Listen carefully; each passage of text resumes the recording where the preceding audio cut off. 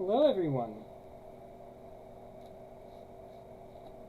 Chris, welcome back. Today we're going to do another episode of the comic book podcast, the Comic Cache, but this time trying it a little different. Today we're going to do it live. And I've got just a couple of comics from my collection here to go over with you guys. We're just making sure everything's set up right now, making sure like my audio's good.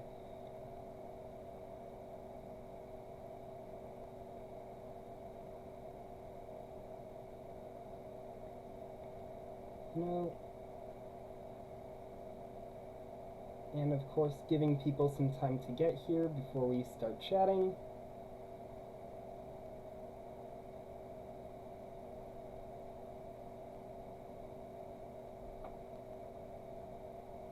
But I'm very excited. It's been too long since I've done an episode of this.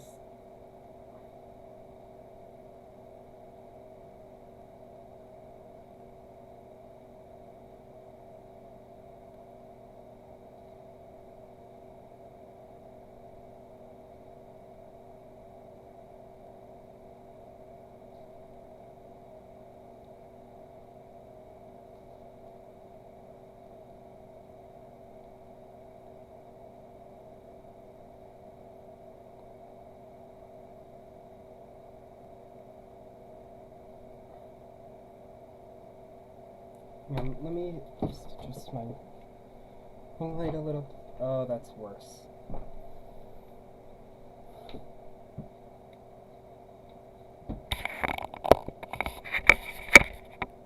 That's a little better, I think. It's still, because of the lighting, I think looks a little off, but I've adjusted it. I'm adjusting it as much as I can to get it looking right. Again, the joys of live streaming and having you guys watch me do this.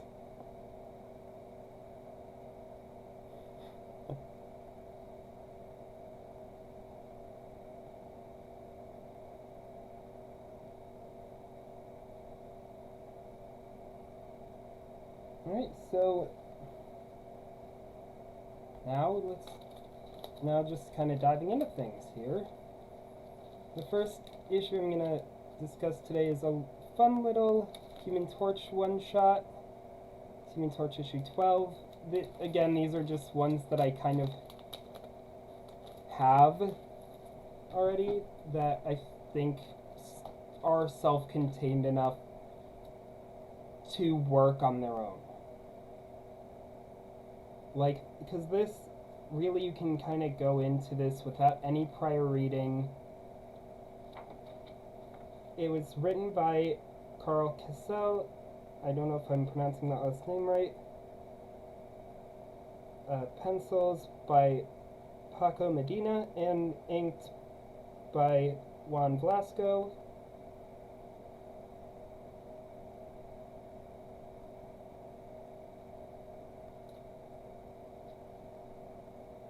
One thing that's really, really good about this issue is they have a little like sort of previously on page of just and I've seen some comics do this on and off where they'll like give like a synopsis of who these characters are for people who aren't reading these stories regularly, or people who got them in just like I got this at just like basically a mystery box of comics. So like I didn't know Human Torch ever had like his own running series, so this is nice. I mean, I know who Human Torch is. And if you don't know, Human Torch is Johnny Storm. He's the youngest member of the Fantastic Four, and he has fire powers. Also in this story is Ben Grimm, aka The Thing, another member of the Fantastic Four. He's the one with like whose body like looks like he's made of stone and has like super strength.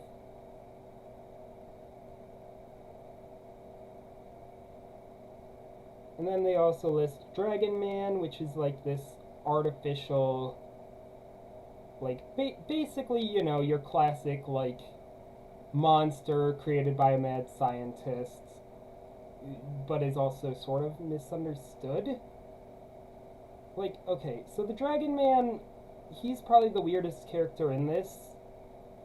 He was created by this professor at the New York State University, and he has a tendency to kind of fall in with villains and like be used as like a lackey by them, but he himself is not evil. I cannot stress that enough. He's not evil, he's just stupid. I'm not even being mean here to the character. Canonically, he just gets manipulated because he's not that smart, and a lot of times is very animal-like. And so his allegiance just depends on who's holding his leash. So sometimes he'll be a good guy. I think in 2015 he was actually a member of the Future Foundation and seemed a lot smarter. But that's a whole another can of worms for a whole nother day. That's way later. This is from 2004, so that doesn't come into play yet. But anyway, the last thing on this little previously on page is New York State University. Now this I didn't know about. It's one of its most famous alumni is apparently Ben Grimm, the Thing, who's like a football legend before he became the Thing, and also Human Torch is a dropout from State University. So, without further ado, let's go into Human Torch issue 12, Here There Be Dragons. Now, we start out with just a football game between State University and I think it's Empire State U? ESU? Which comes up a lot in Marvel for some reason, especially I think in Spider-Man. I believe that's where he went for a while. I could be misremembering though. And in the audience of this football game are Ben Grimm and Johnny Storm.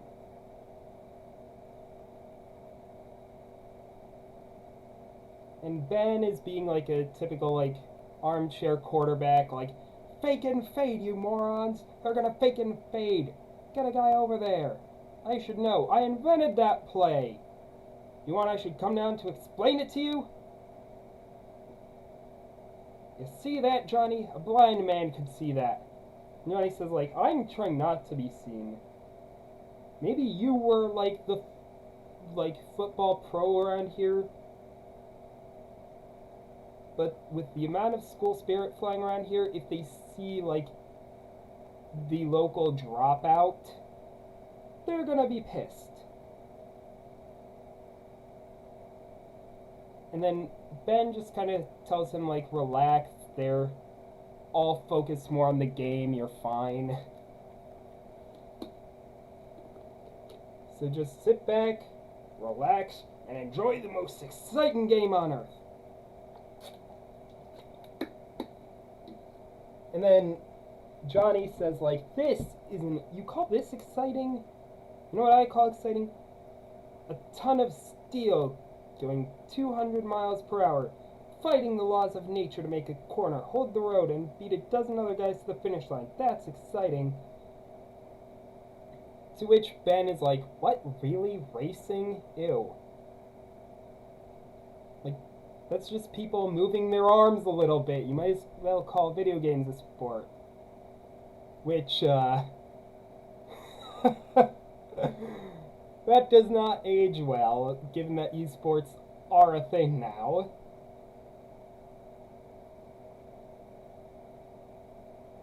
Johnny says, like, why did I even come here again?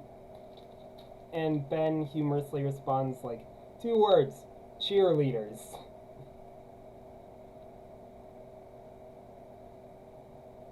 And then the announcer says, like, they used the old fake and fade play. A gladiator trademark turned against them. But it looks like the boys in blue and gold expected. And then somebody just, like, charges onto the field, which causes Ben to get pissed, saying that this is interfering with the purity of the play, and yelling like, "Get out of there, you fumble-footed fool, or so help me, I'll come down there and tear your head off." And suddenly, panic erupts in the crowd as the Dragon Man appears. So Johnny immediately flames on. Ben's ready for action.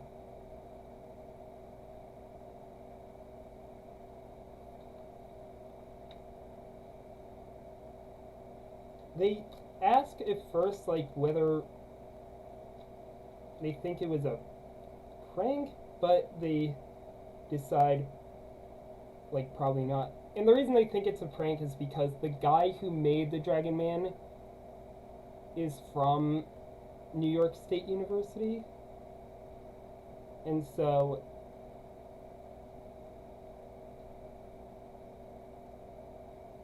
or no, that's why they realize it can't be.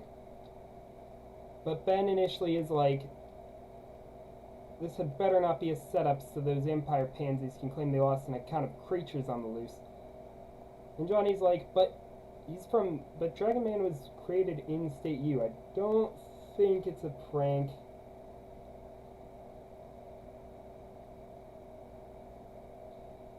The guy who was on the field is, like, scared out of his mind and was clearly running from the Dragon Man. So Johnny immediately rescues him while Ben distracts the Dragon Man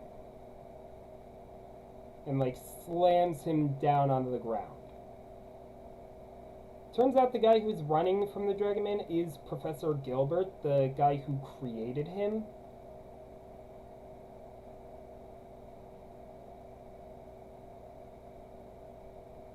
And so Johnny, like, carries him to safety and then immediately turns to join the thing and fighting the Dragon Man, blasting him with fire.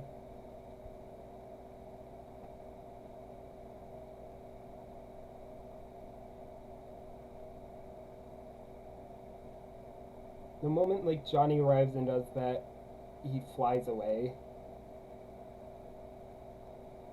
The dean of the university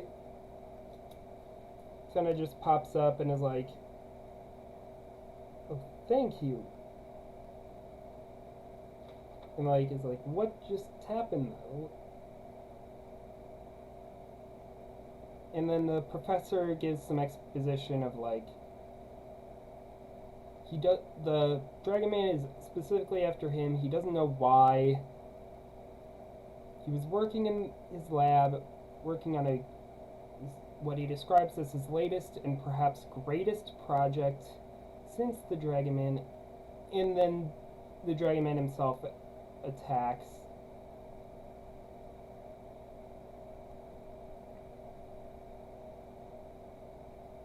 He mentions, like, a hate and rage that he saw in the Dragon Man's eyes, which Ben and Johnny remark is unusual for him because they've encountered the Dragon Man before and know that he usually is only attacks, like, when he's sort of provoked or is, like, being manipulated by somebody. But the dean sides with the professor of, like, I think this guy understands his creation better than you do. Especially pointing out Johnny. Because, again, he's a dropout. But even the professor's like, yeah, I don't know about that. It definitely has changed over time. All I do know is that he has to be stopped. And so the dean is like, well, then it's a good thing we have Ben Grimm here. What do you say? Willing to win one more for your alma mater? And Mence is like, well, since the game's called off, we've got nothing better to do, right, Johnny? Who is like and Johnny is like very clearly upset about all of this and is feeling like, I almost want to say feeling left out is the best way to describe it. Because like they're all sort of looking to Ben and like barely acknowledging he's there as anything other than like a nuisance. Which is, or at least that's his perception.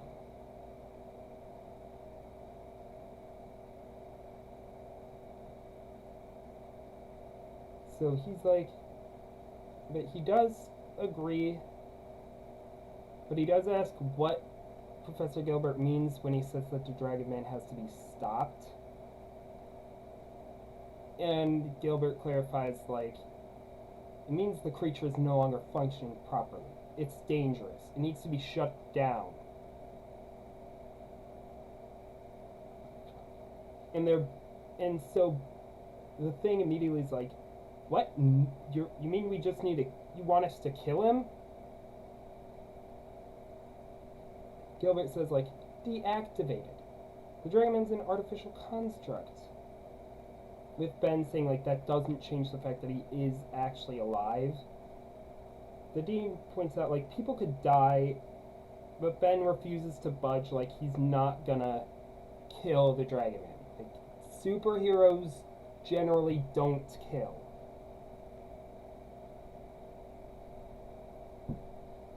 Like, well, unless you're, like, the Punisher. Or Wolverine.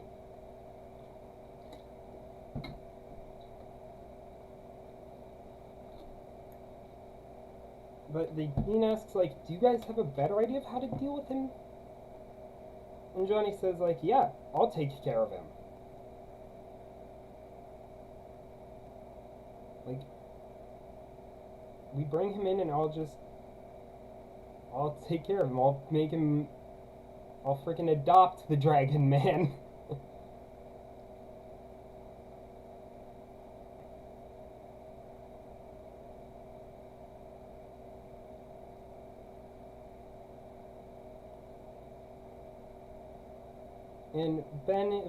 And he, like, is very passionate about this. Like, even Ben is like, what are you talking about? He's not a dog. He's not just gonna chew a few chair legs. It's like, yeah, and he's not a dog, and he's not a dragon either. He's a dragon man. He's not an animal. We can't treat him like one. And Ben does eventually agree and, like, yeah, I guess we could set something up for him back at the Baxter Building.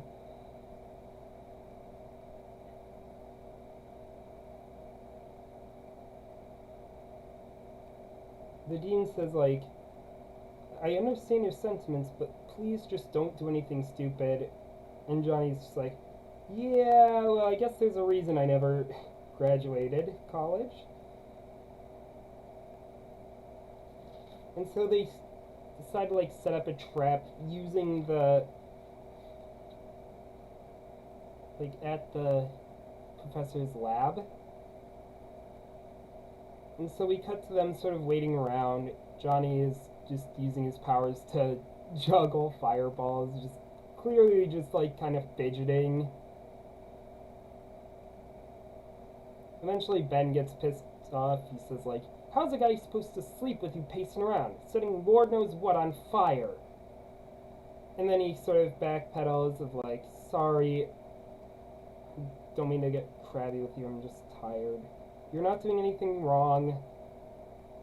And then they sort of go into, like, what the actual plan is of, like, this is we're at his lab. This is where the Dragon Man showed up before. It's our best bet that this is where he's gonna show up again. Meanwhile, the professor is working on something in the back of the room. It's just a waiting game. But Johnny is clearly impatient because, keep in mind, he is like extremely impulsive. Says like it's taking too long, and Ben replies like, instant messaging takes too long for you, kid. We're probably gonna be a while. Cool your jets. And then he offers to like order a pizza, saying that he knows this great place that delivers nearby. That when Ben was in college, him and Reed Richards, Mr. Fantastic, would get them sent to their dorm all the time.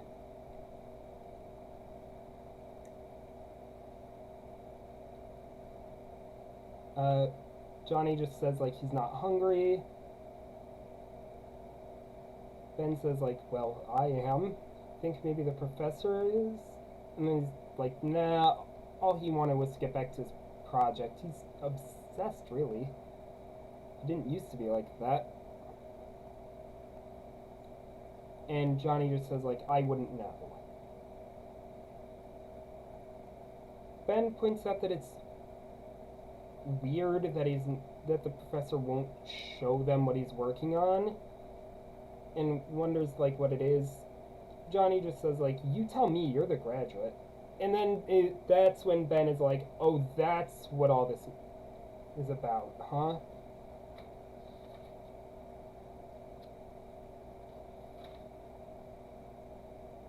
And he says like, well, listen, college isn't all it's cracked up to be. And he says like, yeah, then how come that's all everyone talks about? Asking if I'm coming back, saying how great the professors are, even the pizza's the best. And the thing is like, gotta admit it, the pizza is pretty good. But the point is, it's not that everyone's talking about school, it's just all you're hearing. And I mean, I don't know, maybe I'm weird. I would think that given that they are in a college, they would be talking about college.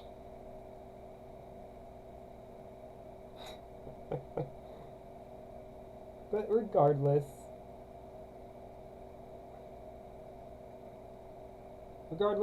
Ben says like, everyone's not talking about school, that's just all that you're hearing. Settle down. So what if you're not a college graduate? Neither is your sister. But Johnny retorts, Sue had a good excuse. She was raising me.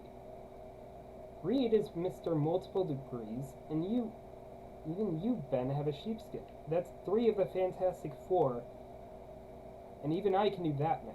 That leaves 1. That leaves me. Ben says, like, not going to college doesn't make him stupid, just like graduating didn't make Ben smart. And he points out that back when they both were in college, he saw Johnny's grades and they were a lot better than his. Adding that he would have failed college had Reed not reached out to him. And even Johnny's like, I guess maybe, but at least you fit in here. Which Ben laughs off, saying that they only made a place for him because he was good at football. That he was a brick wall that no offensive lineman could get past. So they made room for him. That doesn't necessarily mean that he actually fit in, though.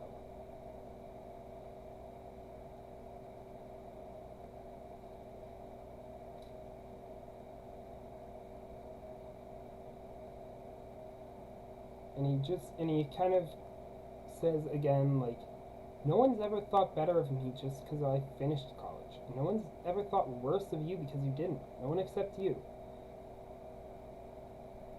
And he says, like, the most important thing is learning. And you learn by being exposed to new things that make you think.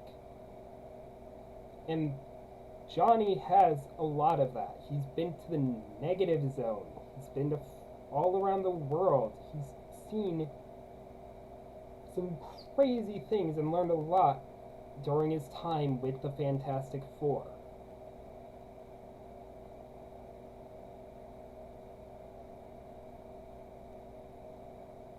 And another interesting thing Ben says is that he just wanted to show the world that he wasn't just a stupid football jock.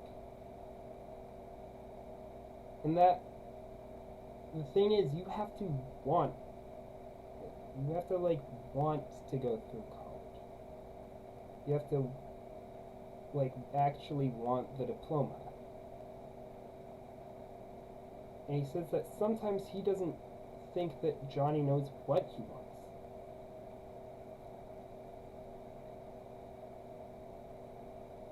And then there's another just hilarious moment where Johnny says, "You sound pretty smart for someone who isn't."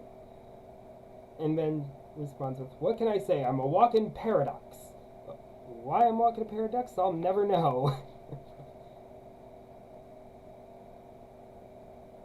And right then, the Dragon Man just bursts through the wall. So naturally they fight. Johnny flames on. Ben just gets tossed out of the building by the Dragon Man.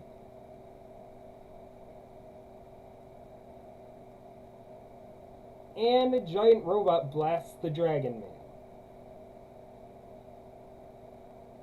I'm serious. That's what happens.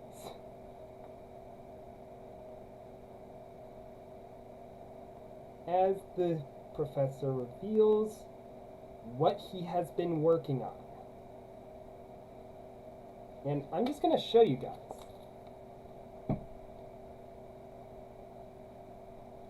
This is Zord. This is Professor Gilbert's latest creation. A robot that he claims to be the latest creation and the newest generation of artificial life.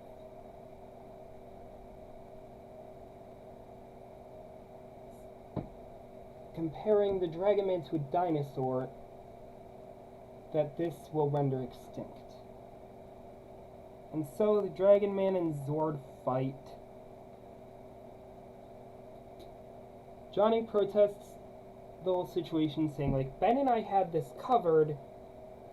You getting involved isn't a good idea. It's dangerous. And the professor cryptically says, most definitely. It's too dangerous for you. As he starts shape-shifting into a Skrull.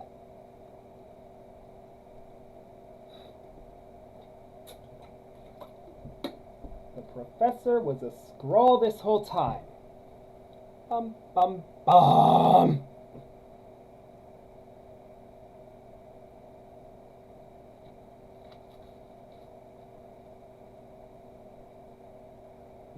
And so Johnny immediately goes on the attack,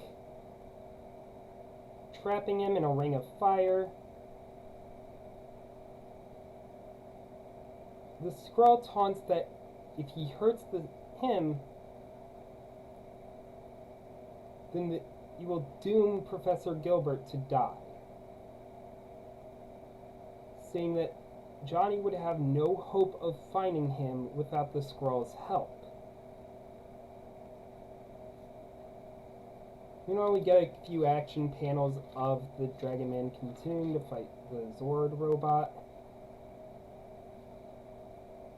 And ends up destroying him. Sorry, I would throw scans up, and once I get everything set up for my editing software, episodes that aren't live, I will do that with. But for the live ones, I obviously can't really edit. So I'm going to have to make do with just actually flipping it towards the camera.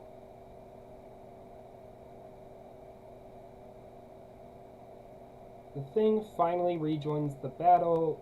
not knowing anything what that went on.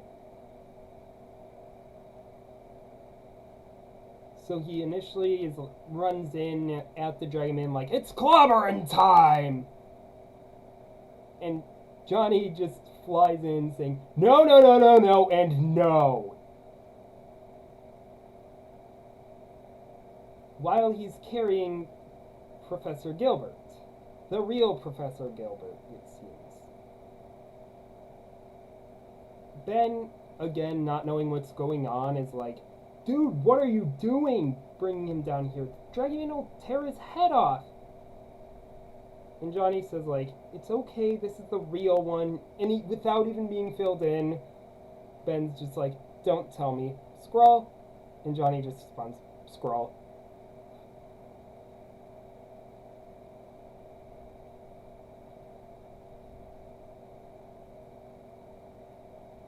So, we get kind of, as we're finishing up, we get, like, the Thing asking, like, so how did you sniff out the real professor? With Johnny saying that he reasoned that the Dragon Man knew that the Skrull was a fake based on his scent, and guessing that the professor would be hidden someplace that his scent couldn't be picked up or where it was already, with the professor confirming like he was being held prisoner in his own house in a stasis device.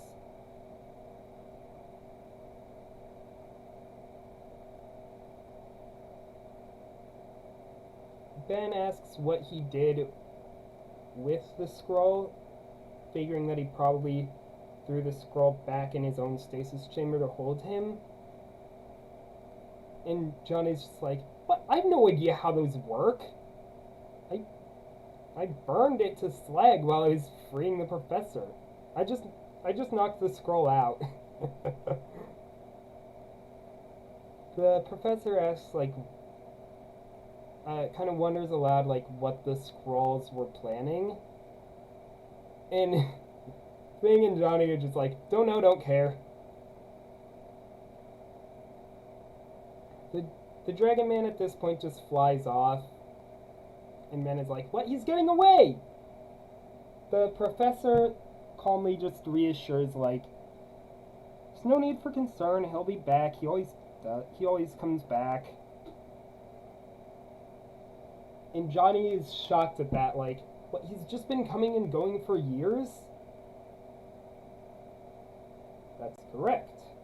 Although manipulated and maligned by many, Dragon Man is basically benign. Besides, this is a university, not a prison. And I found that once caged, all Dragon Man can think of is escape. But if left free to come back of his own volition, he's quite receptive to certain training, if you can believe that. And Johnny's like, yeah, I believe that. Come on, Ben, let's go get a pizza. And so we cut to the next day at the university. The dean addresses Johnny saying, like, thank you for stopping by before leaving. I'm glad I had a chance to speak to you privately. After all, you did save one of our best professors. And he offers to Johnny as a reward an honorary degree from the university. He says, like, this is only a temporary certificate. The real one would be presented to you at the end of the school year, of course, at graduation, offering him a chance to graduate with all the other students that are currently there. And Johnny says, like, I'm honored, and then just in his hand burns the paper, saying, like, but I can't accept it. Saying that through all of this, he's realized that he doesn't really know always what he wants. But he does know that if he ends up getting a college degree, he wants to earn it the regular way, like every other student.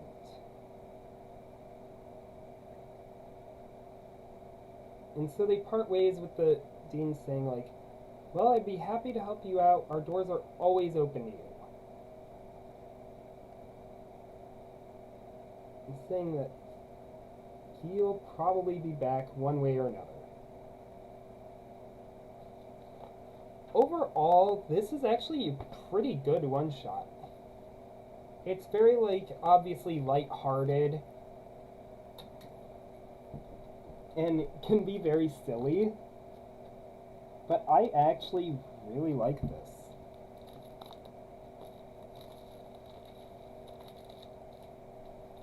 Plus, it's really interesting with the Dragon Man, always because of the way that he's not necessarily a villain.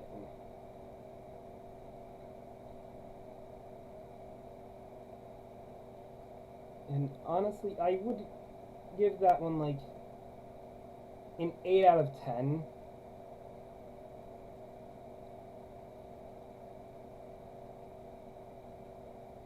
I'm not sure what exactly I would change about it, but I don't know. I'd highly recommend it.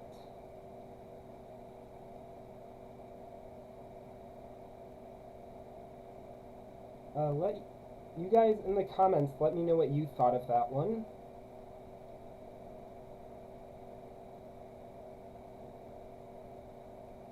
As we move into the next one that I'm gonna discuss today, Green Lantern issue 91. Last episode we did a Golden Age comic, today we're doing a Silver Age one.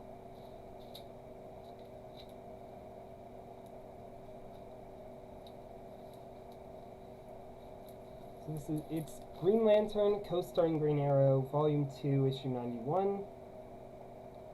I think it came out in 1976. And it's written by Danny O'Neil, who is a really good writer from that time. He actually did a really good run on Green Lantern and Green Arrow with I forget who. Not with Mike Grell, but with a different guy. He did like the Hard Traveling Heroes arc, which was sort of them facing a lot more like real world, like social issues, such as like racism, for example, was a huge thing that they discussed. There was a whole arc with Roy Harper, Speedy at the time, nowadays Arsenal, doing drugs, and kind of them tackling the issue of drugs. It's really an interesting just concept, even, to just take like Green Lantern, this cosmic hero, and just kind of stick him like with very real everyday problems that a lot of people face. And it also very much set up the dynamic with Green Lantern and Green Arrow. But again, that's just a story for another day. Sorry, I'm ranting a lot more today. I apologize.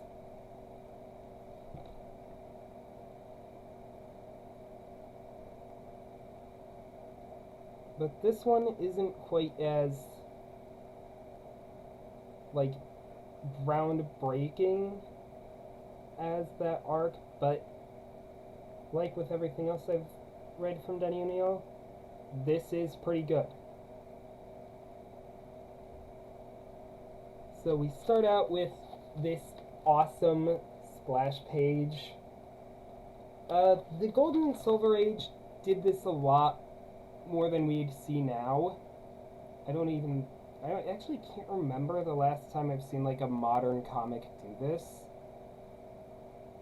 But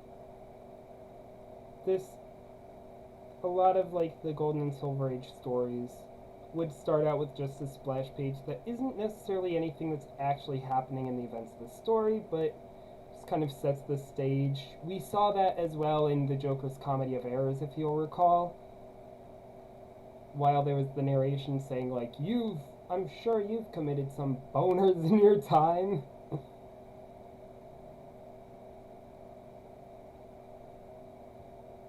But the narration for this one reads, "He returns, the creature who most despises Green Lantern and all he stands for.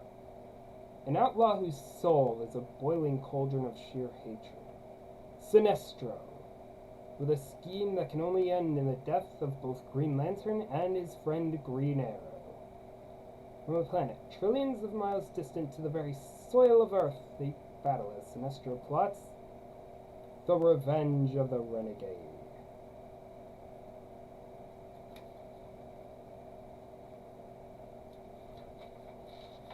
Flipping the page, we get Green Lantern, Hal Jordan, at this time, patrolling space as he's wont to do, when all of a sudden he comes across some sort of disturbance behind a nearby asteroid, and so he goes to investigate, saying like, "Oh, it can't hurt to have a look." But the Emerald Gladiator is wrong. From the far side of the debris is Sinestro. I had a feeling you should not. I had a feeling you should not be long in finding me, old enemy. We're like twins. Hated twins. I am an absolute sucker for, like, this style of, like, Silver Age writing. It's campy, I know. It's cheesy and it's goofy. But that's what makes it entertaining, dang it.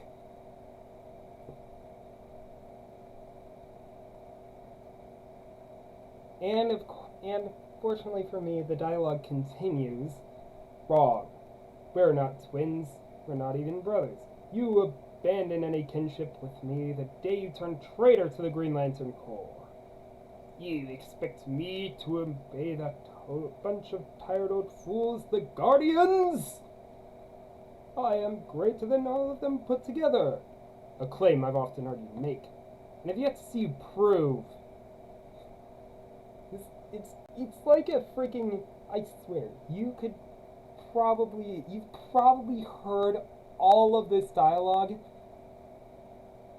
but like so many times in so many different stories, but I don't know why, but I just really like that style of writing, again. And I guess I should explain, for those who don't know Green Lantern very well, Sinestro is sort of the main Green Lantern villain. Kind of like Green Lantern's Joker, almost. So, Sinestro was actually considered for a long time to be the best member of the Green Lantern Corps, and was at one point even a sort of a mentor figure to have. Although that might have been a post-crisis retcon, I'm not sure if that was the case this far back because of the way DC handles their continuity. But it eventually was revealed that Sinestro had used the power of the Green Lantern Ring to subjugate his own planet, to instill his own form of order, and was ruling as a tyrant, like as a dictator. And so he was stripped of his ring and kicked out of the Green Lantern Corps, and was banished to the antimatter universe. Specifically to the planet Qward, where he met the Weaponers of Qward, and had them create like a new ring for him. But not one that runs off of willpower like Green Lantern ring does. The yellow ring that Sinestro wields, the Yellow Lantern ring, is powered by the user's ability to instill fear,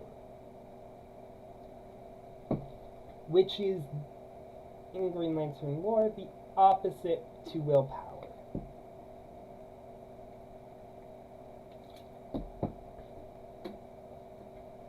there would eventually, in the early 2000s, be added more, like, different types of lanterns powered by other different emotions. So, for example, the red lanterns. Red is the color of rage. Yellow is fear. Green is willpower. Blue is hope.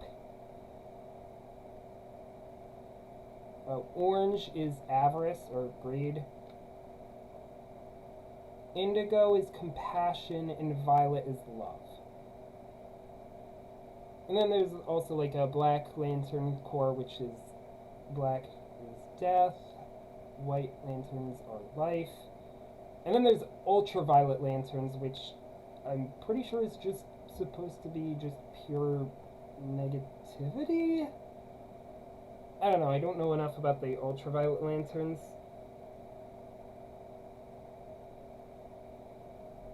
But anyway, going back with the cheesy dialogue, did I not devise a power ring equal to yours, superior to yours, since mine is not affected by the color yellow? Which is another thing I have to explain. Yellow, being the color of fear, is the Green Lantern's weakness. They were, until the early 2000s, when Geoff Johns just improved every aspect of the lanterns. Like, I cannot hype that run up enough, guys. Go read it. Go read any Green Lantern comic that was written by Geoff Johns. Do it. I will be covering an arc from that run in the future. But anyway, Green Lantern rings cannot affect things that are yellow, because yellow is the color of fear, and also because of Parallax, but that was also later retcon. But Parallax, which is the embodiment of fear, and is therefore colored yellow, is like imprisoned within the central power battery, and because of that, that affected the rings. But anyway, Hal Jordan remarks that while he did create a ring, he did that using knowledge taught to him by the Guardians, and that his ring has its own weaknesses, and that he didn't surpass the Guardians, he just betrayed them. Which is a good point. Also, during all of this dialogue, they're fighting, and like, I have to show you guys how goofy this fighting is, with like, you can see the boxing gloves that just collide in the arm wrestling. I love Green Lantern fights.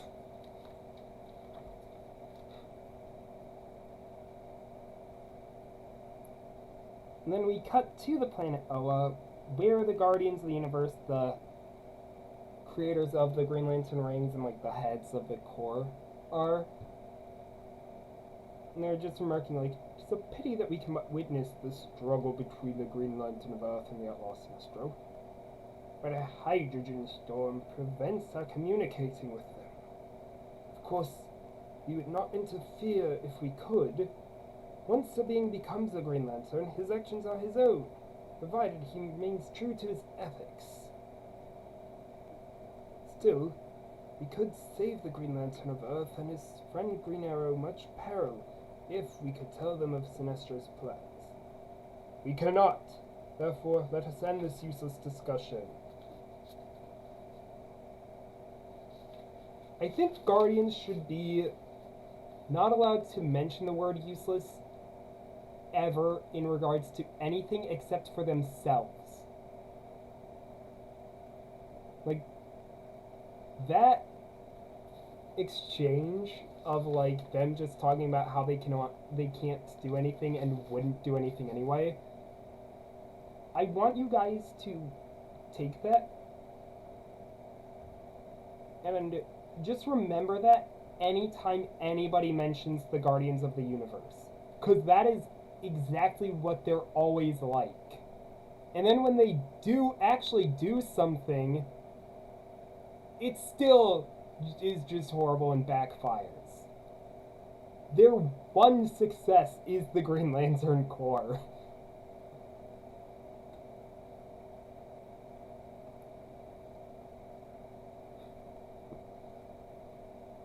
Going back to the fight between Hal and Sinestro, and the beautiful, beautiful Silver Age dialogue. I'm tired of sporting with you. All you have to do is surrender. I have a better plan. And he reveals that on a nearby asteroid, I think that's the same asteroid. Maybe. I don't know. Oh no, it is the same. Sorry. I was thinking like on the same asteroid, but then it's like, no, because then Hal would have seen it, wouldn't he? Or is this just drifting around and just happen to pass by now? But anyway, he reveals that he has one of the other Green Lanterns, one from a neighboring sector, just critically injured, like in need of immediate medical attention.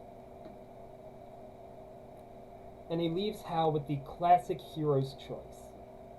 Pursue the villain, or save his ally. You can't do both. And so immediately he runs over to, or flies over to the other lantern.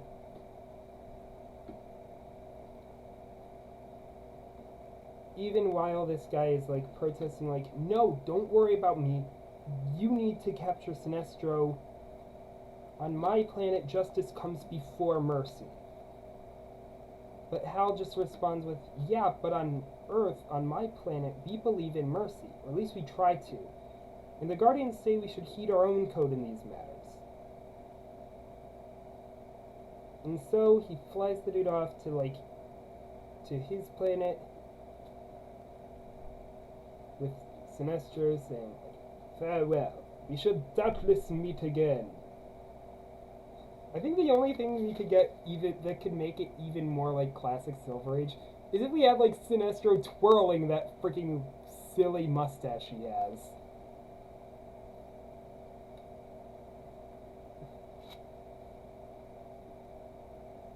I shall finish my task and put into operation the second phase of my plan. I plan to kill the man who's caused me more trouble than any other Green Lantern of Earth.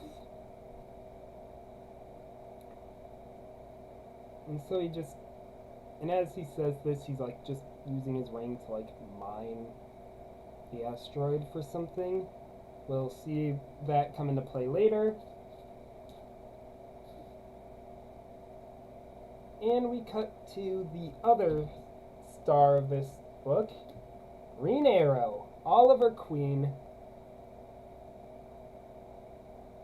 And for those of you who watched the Arrow TV show, throw that out the window right now. That's not Green Arrow. So just disregard that, or else you will be so confused. Anyway, in the little Arrow cave, Green Arrow is just finishing up, like, testing a new arrow that he calls a cocoon arrow. So he fires it at a dummy, and as it hits the dummy, it encases the dummy in glue. Basically just like Spider-Man webbing up a bad guy. That's basically this arrow. It's like if you gave Hawkeye a web shooter. Anyway, as soon as he's done with that, he changes into his normal, like, Oliver Queen clothes and goes upstairs. He checks his mail, and then it's like, Williams, otherwise known as Bills. Being a superhero is murder on a guy's bank account. Hard to find a steady job when you're busy chasing crooks. Wait. I've read this a million times, and I just realized that. Isn't Green Arrow rich? Or, like, at least has a good amount of money to his name? Or was that something that was introduced post-Crisis?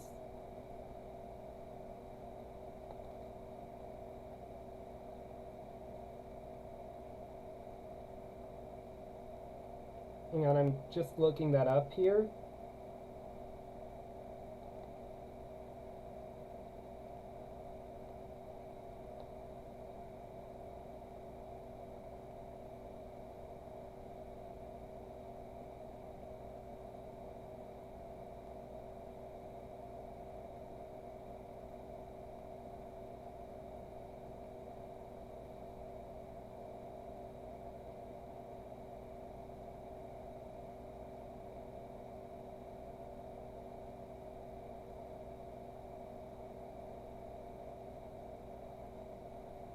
Okay, so it looks like there was a Queen Industries even back then.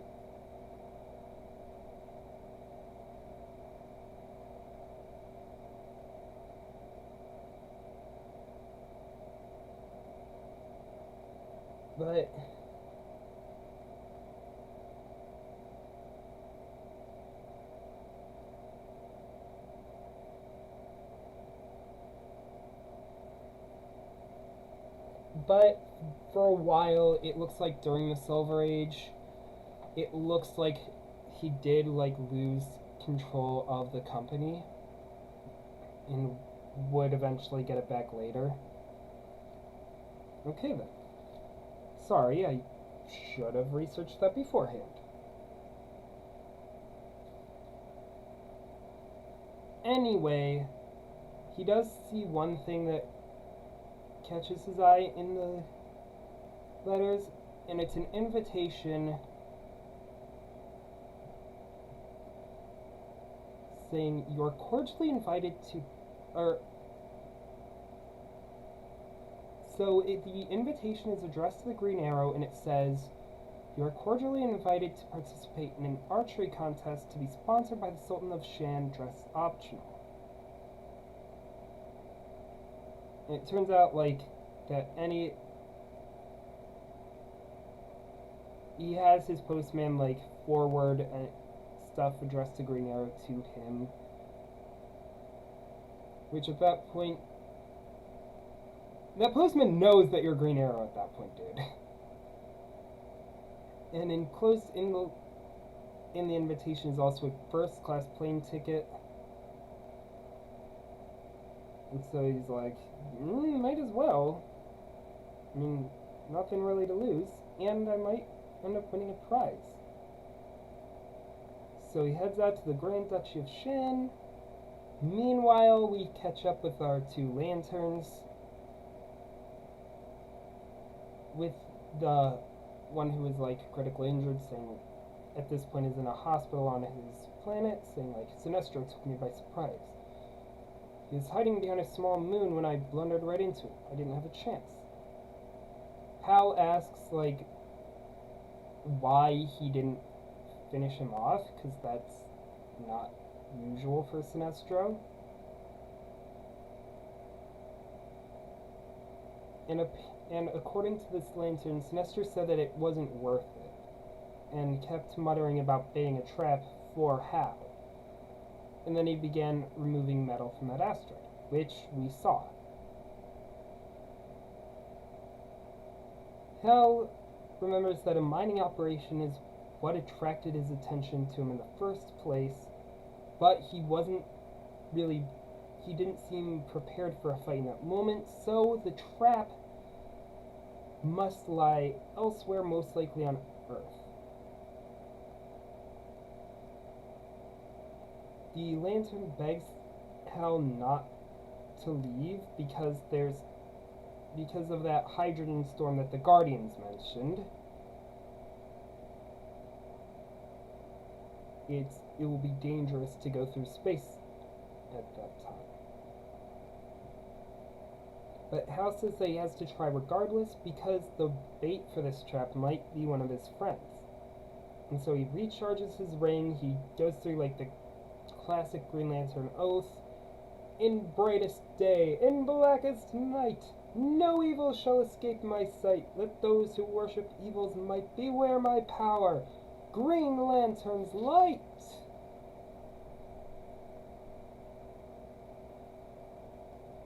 And with that, his ring is recharged. And we get just a few, like, cool panels of him flying through space. It's honestly, it could have just, it isn't even necessary for the story. Like, that doesn't come into play at all, really.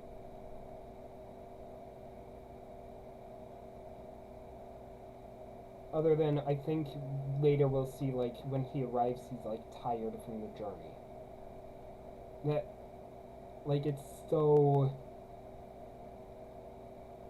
like, just not relevant. Meanwhile, Green Arrow arrives at Shin. As you guys probably saw when I held up the page, like, there are people begging on the streets as he's walking through. One kid says, like, please, Mr. Aucoin, my mother is dying. An old man says he hasn't eaten in days. And this immediately is starting to, like, set off Green Arrow.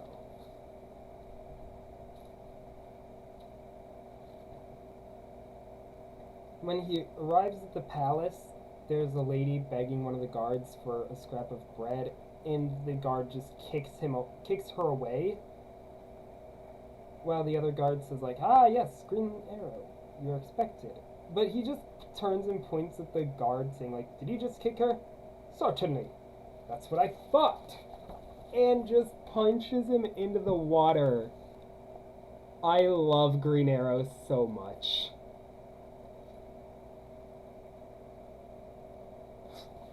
He's absolutely amazing. Immediately walk up and just like, did you kick her? Sure did. Bam!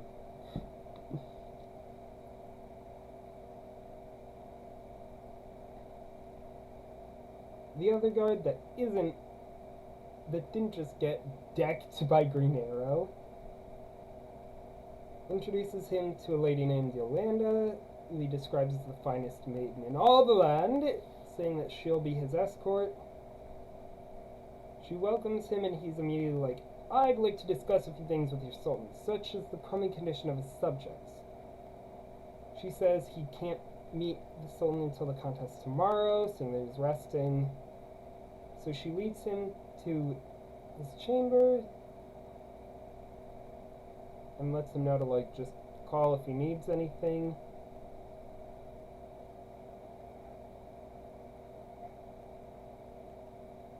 And as he looks around the chamber, he describes it as the swellest jail he's ever been in. Because, like, the door is locked and the windows are barred. So immediately things are looking a little suspicious. We get a couple more panels of Hal just braving the hydrogen storm.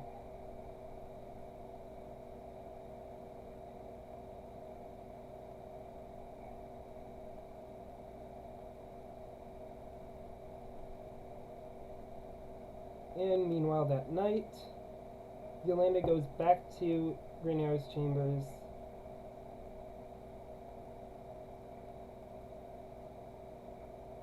and warns him, saying, you are in dire danger. He who claims to be our ruler is an impostor, a monster from beyond the stars. And she slides the key to the room under the door, so he can, urging him to leave. But he just immediately with his foot just slides the key back under, saying, like, keep it. I want to see what this fake sultan's up to.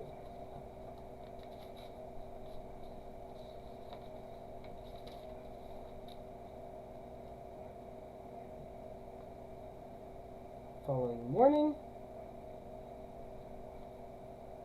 we see, it is time for the contest. And Green Arrow is introduced to his opponent, a man named Abraxas.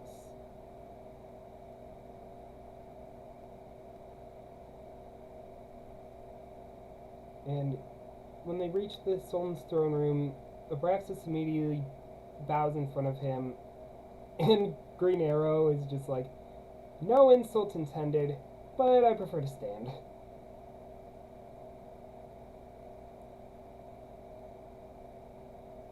The Sultan, who is conveniently obscured by a curtain, so that the characters don't see him,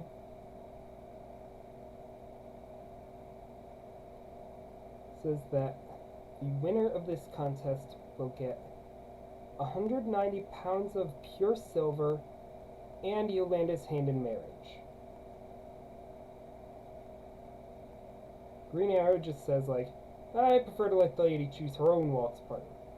As for the silver, it'll feed a lot of starving kids.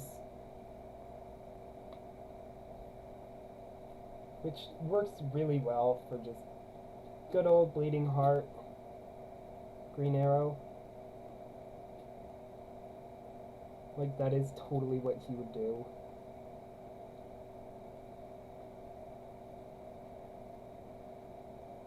So immediately they go into the competition.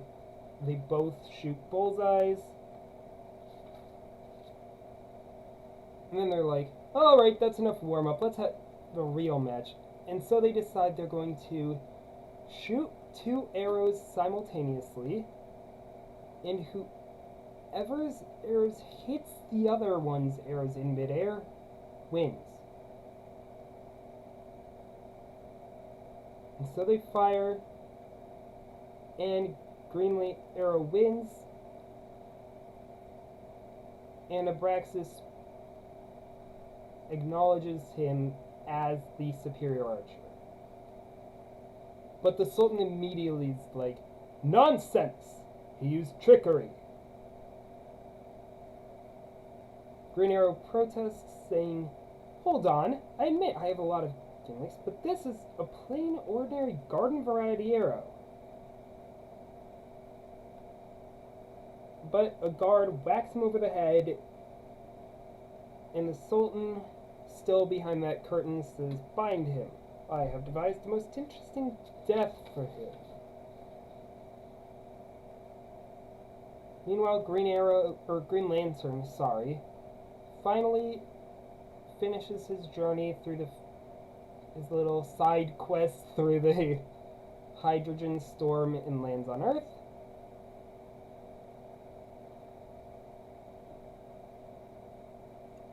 He changes into his normal clothes.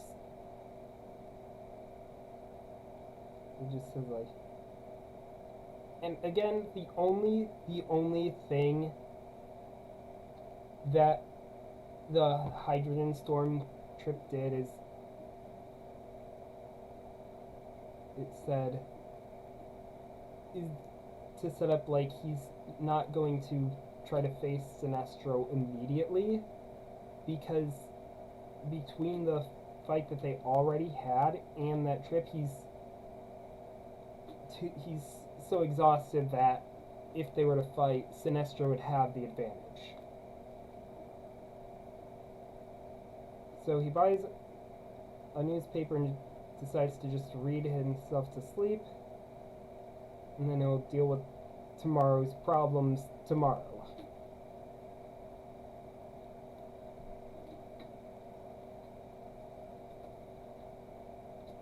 But while he does that,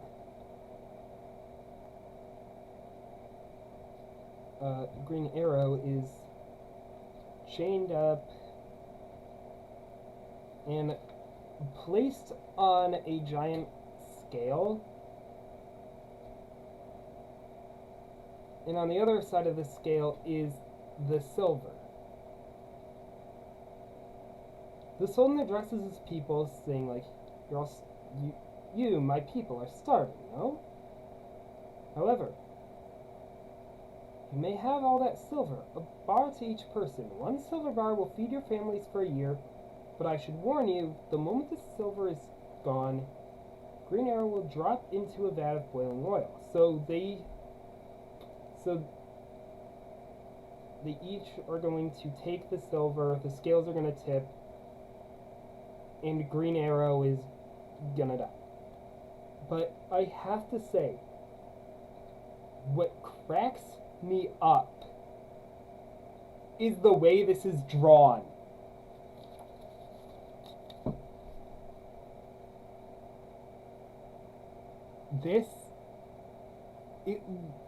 Like, the vat of oil is not much wider than the scales.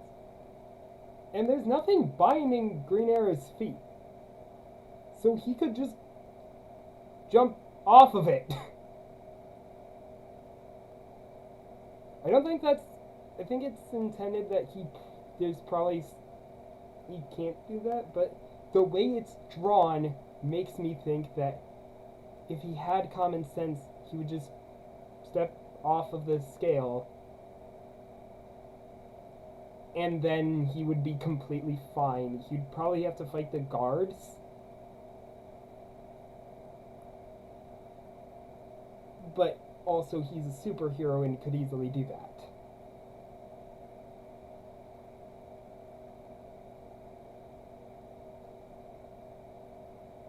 But, meanwhile, he has a different plan for how to escape. Melinda asks if there's anything she can do for him, and he says, yeah. Fetch my bow and the arrow with the purple feathers, and hurry.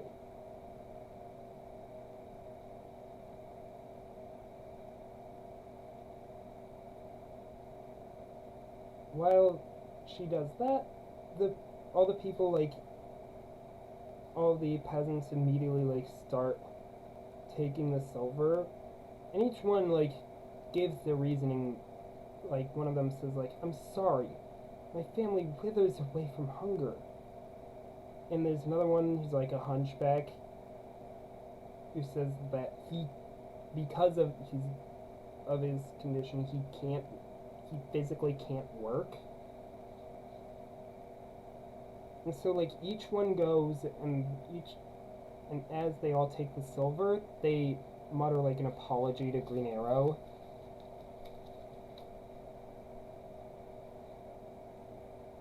And as the scales tip, the Sultan finally steps out from behind that curtain, revealing himself to be Sinestro. Who would have guessed?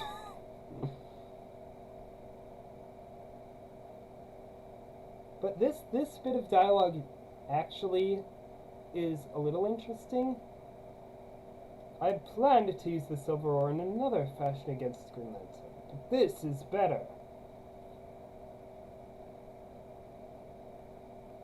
I have to say, oh, I just arrived. What's this? We're going over comics.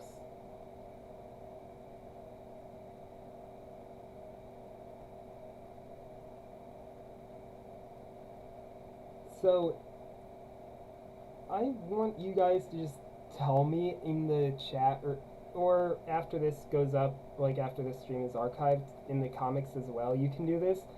I want you guys to just let your imaginations run wild and tell me what you think Sinestro's original plan was for how he was going to use the silver against Green Lantern. Like, because that, he just revealed, like, it wasn't his original plan. So, I want you guys to just give me this whole little fan fiction of what his original plan was. Like, what he was going to make or do with that silver. I look forward to reading those. Anyway, he steps out and he says, like, I had planned to use the silver ore in another fashion against Green Lantern, but this is better. He will carry the knowledge of his friend's death with him forever. He will be in agony, knowing I, his arch foe, caused it. But meanwhile, Yolanda returns with his bow and the arrow he requested.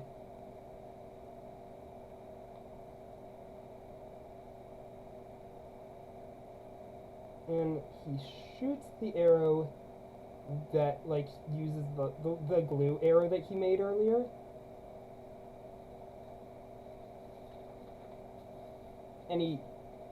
And that, as he fires it at the ceiling, leaves a trail of glue that he can use as a makeshift rope to climb off of the scales.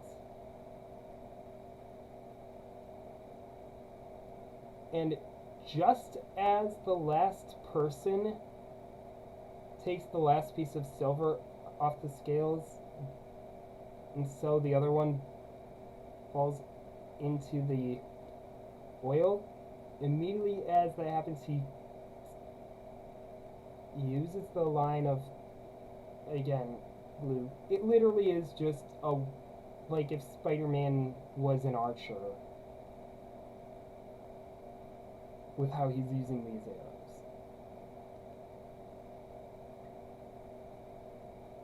So he climbs out of harm's way. Sinestro orders Abraxas, the other archer, to shoot him. But Abraxas says, no, he is worthy. He deserves to die with dignity. But one of the guards says, like, I will obey you, master. And he shoots an arrow at Green Arrow. And just before it hits him, Green Lantern flies through a window and shields Green Arrow using the power of his ring. And so he naturally immediately starts fighting Sinestro,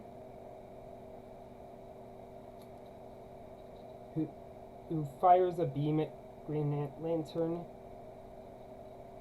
And because Green Lantern is still somewhat fatigued, his willpower is starting to deteriorate, and the beam is penetrating Green Lantern's shield.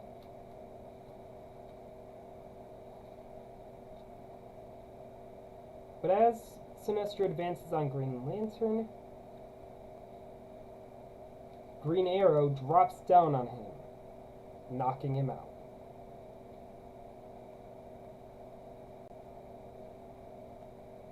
And just like what we saw in the other issue with it's like, so how did you figure all this out? Green Lantern reveals that he read about the contest in the newspaper and that the prize was in silver, and since he knew that he knew that Sinestro was mining silver from the asteroid at the very beginning of this, he figured out what the plan was.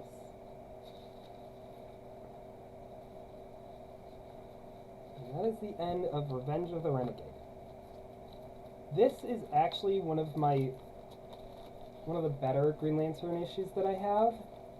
I feel like it's just a perfect example of why I love the just silly, cheesy, goofy Silver Age writing. Of just like these ridiculously elaborate schemes that, again, based on how it was drawn, literally, like, you could escape it so easily. But it's so interesting to just see, like, how it all gets set up and how everything plays out. Obviously, I don't know if that one is reprinted anywhere, because I find DC can be a little weird with reprints of the older, like, especially with, like, pre-crisis stuff sometimes. So I don't know if there's any, like, trades or anything that is in print that has that issue. And obviously, given the age, that's probably a hard one to come by, but if you ever get a chance, I would highly recommend it. The art's pretty decent. The story is just like a perfect, like, Green Lantern versus Sinestro story.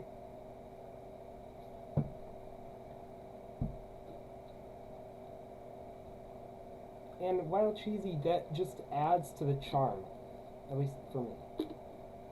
I don't like superhero comics being like overly like grim and gritty. Like, I hated New 52. I like the more like upbeat stuff where the writers just have fun with it.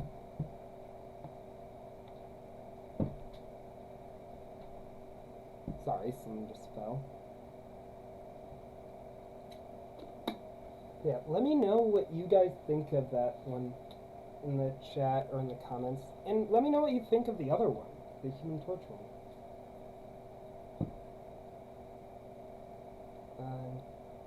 How much time do I have? I do.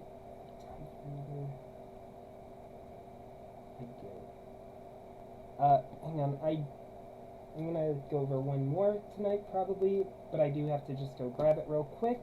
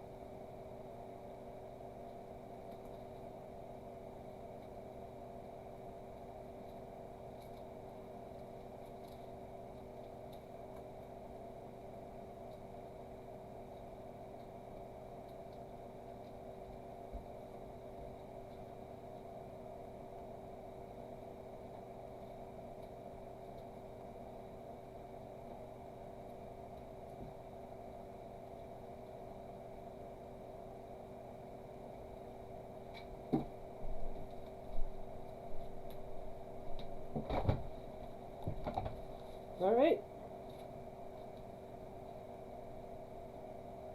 And so for the last one for tonight, we've got another really old one, but an issue of Spider-Man this time.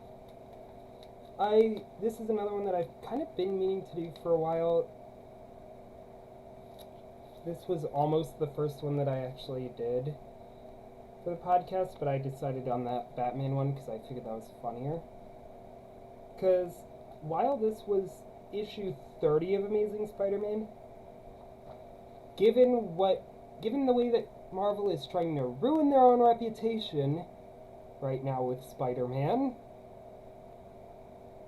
this actually is very relevant, surprisingly.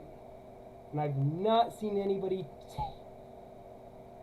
I don't know, I cannot be the only one who's drawing the connection here between the whole Paul nonsense that they're trying to pull right now and this. But I'll see if you guys agree with me. This is issue 30 of Amazing Spider-Man by Stan Lee and Steve Ditko. Claws of the Cat. So again, we just have another, like, page of just the general, like, characters at play. A little less creative than the other one.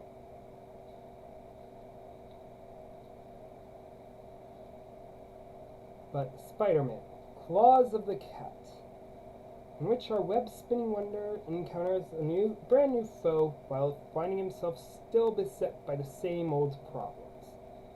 It is more than likely that this little excursion into adventure will meet with your unqualified approval. And now we bring you one of the most eagerly awaited moments of all. A moment where you begin to read another mighty Marvel masterwork.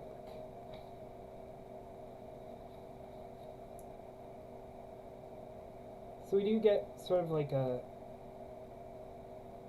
synopsis of what's been going on in Spider-Man recently when this came out. So at this time, Spider-Man, or Peter Parker, is dating Betty Brant.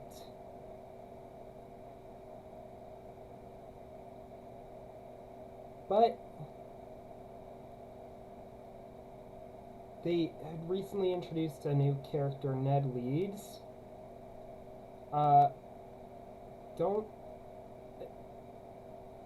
This is nothing like Ned is in the MCU. I just need to put that out there, because if you think that Ned is anything like MCU Ned, especially in his relationship to Peter, you would be so hilariously wrong. Like, they did not get off on it. They did not start off on a good note, as you will see. So Ned is sort of like the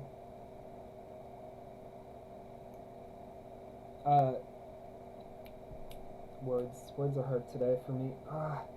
So basically, Peter is kind of getting jealous of Ned because like, Peter and Betty are dating, but Betty has been noticing Ned lately, and it's sort of setting up like she might be more interested in Ned. And so they mentioned last issue, shaken by the threat of the Scorpion, Betty Brant was escorted by Spidey's rival for affections, Ned Leeds. What would I have done without you, Ned? Just you rest up, Betty. I'll call later.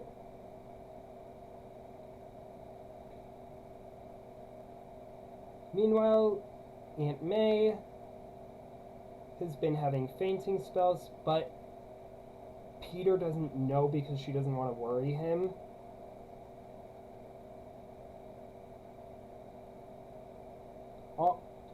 Almost like a certain other secret that Peter has that he doesn't tell May about.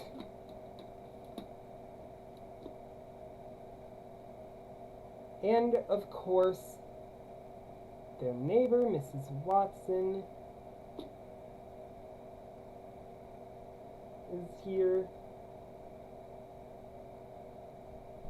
So, her and May head out, and Spider-Man's like, great! That'll give me a chance to go out as Spider-Man without Aunt May knowing.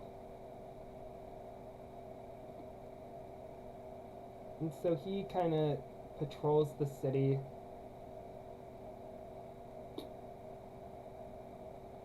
And he says, and this one's great. This one's great. I love Stan Lee's writing.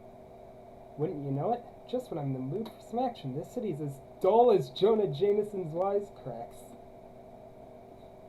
And then he decides that he's just gonna go and, like, check on Betty, see if she's feeling better. But, unbeknownst to him, he swings past a criminal that he could have fought. He thinks to himself, whew, that was a close call. If Spider-Man had just turned his head, it would have been the end of the cat burglar's career. But I'm just small potatoes to him. He's only interested in superpowered world menaces. Couldn't be any more wrong. Like, actually wrong, given that Spider-Man does not like fighting global threats. Like, there's a reason why he's not normally a member of the Avengers. He's only a reserve member because he underestimates himself. He feels like a lot of like the things that the Avengers and the X-Men fight are way out of his league.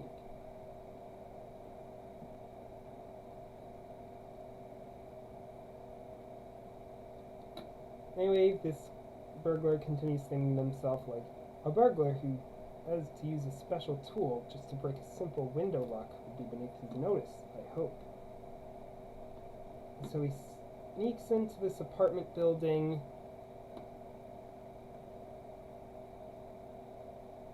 And he plants like a small explosive on the safe that is like just enough to blow up the safe without making enough noise for it to be overheard. And it turns out that when the owner of the apartment returns, it turns out that the guy who just got robbed was none other than J. Jonah Jameson, ladies and gentlemen. Oh no! I've been robbed! All my stocks, bonds, important papers gone! The safe is empty!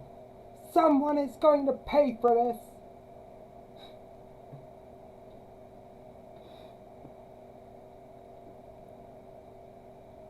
And so he immediately reports it to the police, who say that it looks like the handiwork of the aptly named Cat Burglar. That's his actual name. That's his actual villain name, guys. The Cat Burglar. Couldn't have been any less creative. Come on, Stan. You're better than this.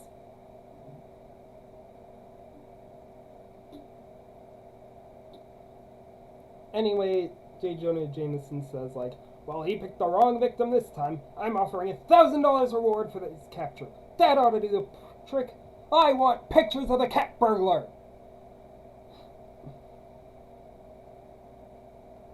I bet he's in cahoots with Spider-Man. He doesn't actually say that, but come on. He was thinking it.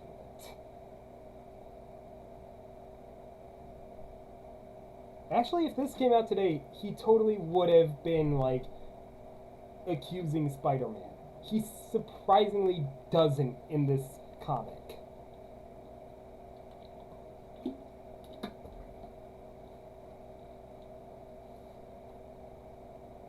We cut to a truck that is carrying a load of uranium to Stark Industries, being followed by a second van of criminals to steal the uranium. Oh my gosh, I just had a stroke. I cannot talk today. One of them remarks only the cat could have thought of a scheme like this. Yeah, those guys will never know what hit them.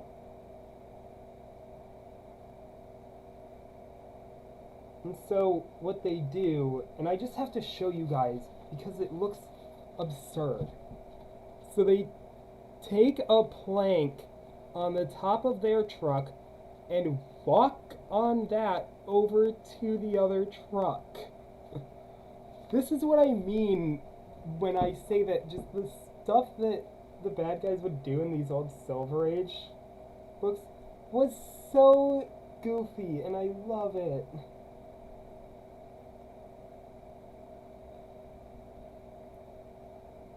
And so one of them drops down to to start threatening the driver at gunpoint, telling him to stop the truck. And so, naturally, because he's being held at gunpoint, he's immediately like, I get it, okay, you do the talking, I'm no hero.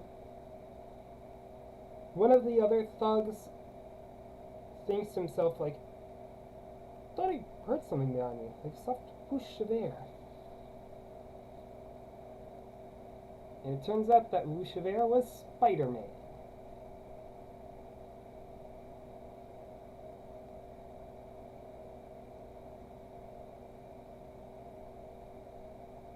And so he's immediately like, hi fellas, awfully nice of you to save this night from being a complete washout for me. You guys look out, it's Spider-Man. No need for such formality, just call me Spidey.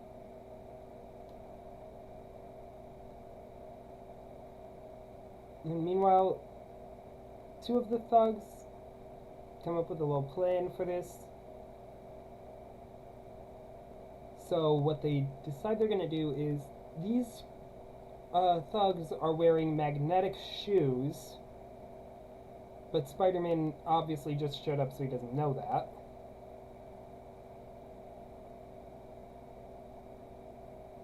And so one of the thugs takes the wheel, and when the other thug gives the signal, he's going to make like a sharp turn with the hope that that sharp turn will cause Spider-Man to fall off, but because the thugs are wearing magnetic shoes, they won't. I have a question. Or actually, no. I was gonna say, I feel like that wouldn't work because Spider-Man can, you know, stick to walls.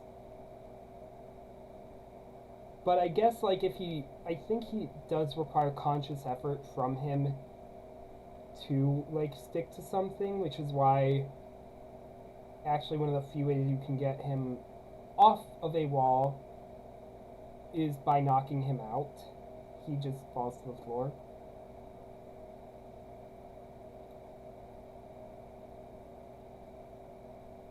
But I guess, like, if he doesn't know to stick to something, he's not going to waste his time doing that.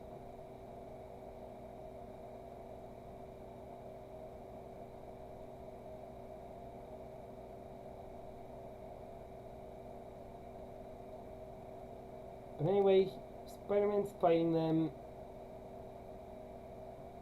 He briefly falls out balance, and then they does like the turn, and it works, so Spider-Man falls off, but he just sticks to a nearby wall and just kind of takes a shortcut to sort of get ahead of them.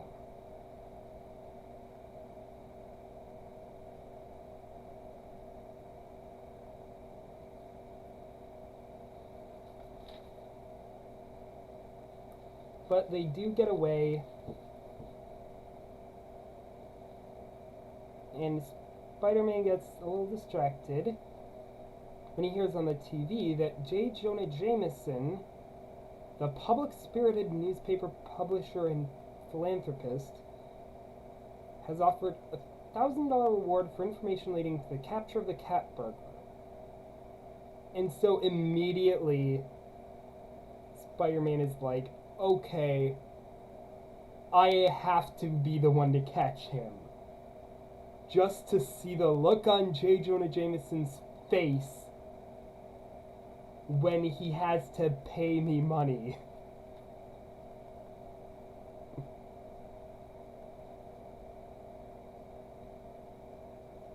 And so he immediately heads over to the Daily Bugle and like goes in through a window to just taunt him. He says, "Hi, Chuckles. I just dropped by to tell you to keep your checkbook handy. I'm gonna bring you that cat character before you can say all the way with Triple J."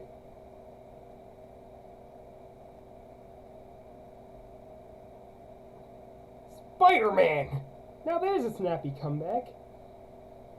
Well, I don't want to hang around too long. You're so charming that I may grow to like you. In which case I'd have to kill myself. So keep smiling, buddy boy. Stay away from the cat burglar, do you hear? Keep out of this. The reward isn't for you. And before he leaves, he just says, like, you're so masterful when you're angry. And he just leaves Jameson to ponder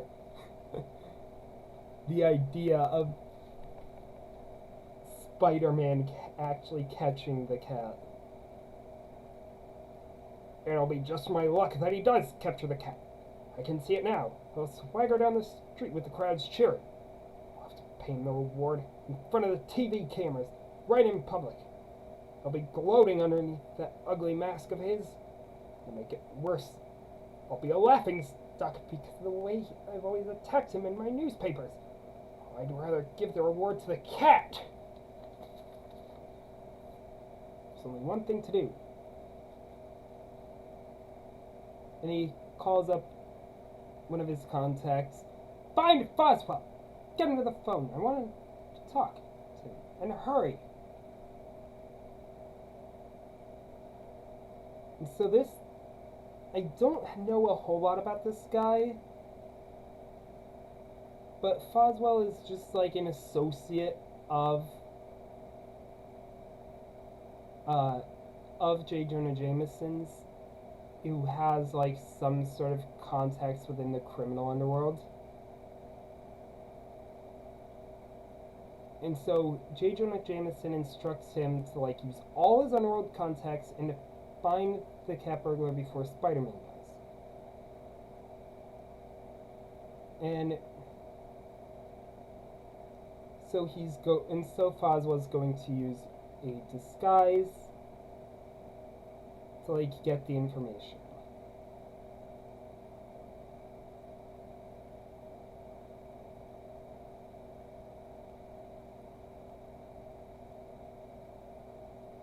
Meanwhile, we cut back to Spider-Man.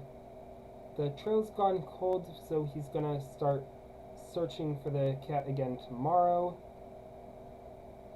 And so he heads back home.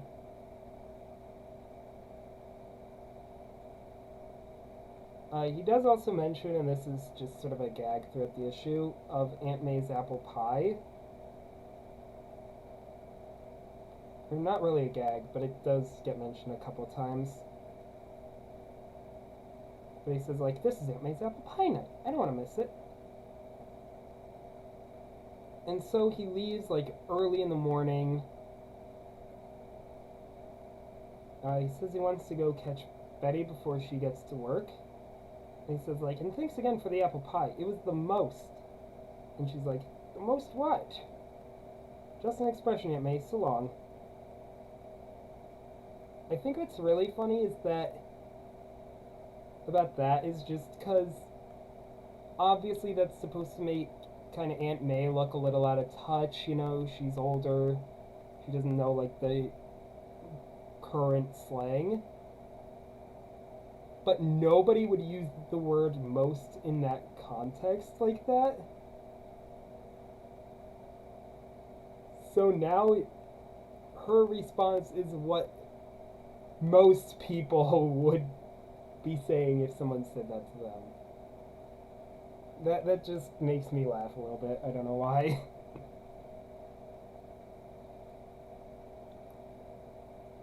Anyway, as he's walking, Peter thinks to himself, like, I want to talk to Betty alone before she reaches the office so he won't be interrupted by Jameson or that charm boy Ned Leeds.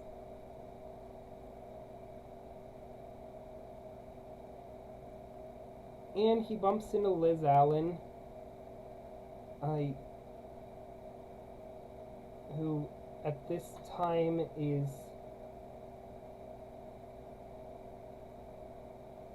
I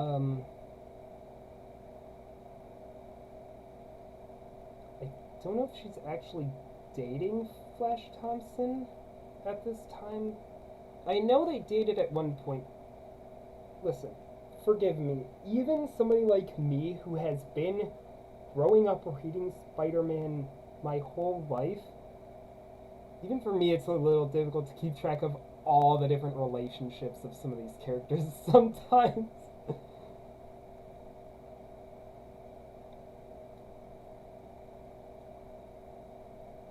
But anyway, Liz Allen, she at one point dated Flash Thompson. Nowadays, a while back, I don't think she is anymore, but for a while back she was married to Harry Osborn. They did have a kid together. I think they had a couple kids together, actually. And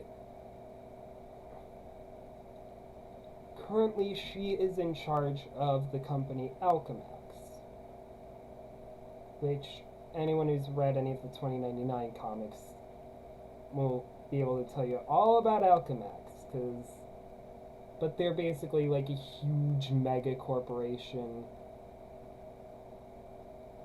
And I think they were actually formed partially by a merger with a couple other companies and Oscorp.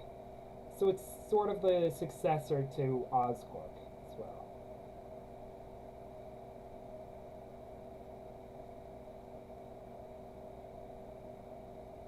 Anyway, so that's kind of the rundown on Liz. Oh, sorry, I could have just looked a few panels down. It's been a while since I've read this one. Anyway, so he bumps into her. He's like, oh, you're looking great, Liz. How have you been? I haven't seen you since graduation. She kind of starts to say, like, oh, I have a job now. But then she stops herself. She's like, why bore you with the details? You don't have to pretend to be interested. Peter reassures her that he's not pretending. She just says, like, never mind about that. Could you do me a favor, Petey, for old time's sake? And she tells Peter that Flash has been following her, trying to see where she works. And she worries that if he finds out, she'll never be able to get rid of him. And sure enough, we can see Flash just lurking, being creepy, Flash.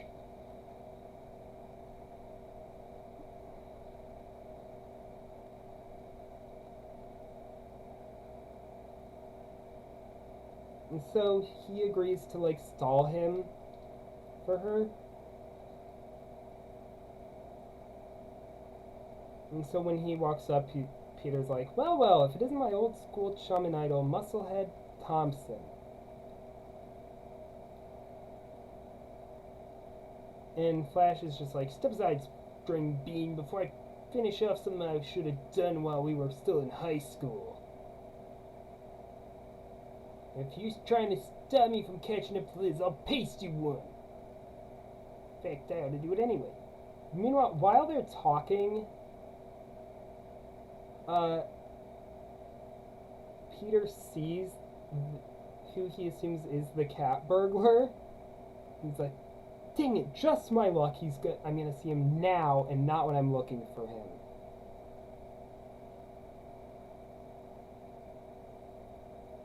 And they, like, anyway, the exchange between Peter and Flash escalates.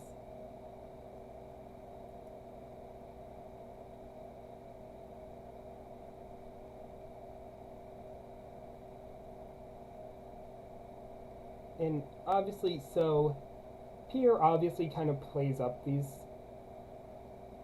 fights between him and Flash, because otherwise he knows that if he doesn't, A, he could kill Flash, B, he could reveal that he has powers.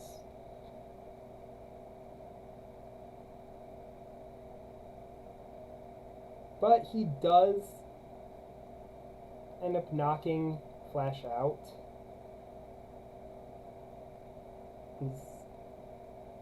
And then he quickly changes into Spider-Man to pursue the cat burglar, who is in the process of holding a guy at gunpoint. And so he immediately webs the hand that he's holding the gun in so he can't shoot, and just knocks the burglar out no problem. And it turns out that this actually wasn't the cat burglar.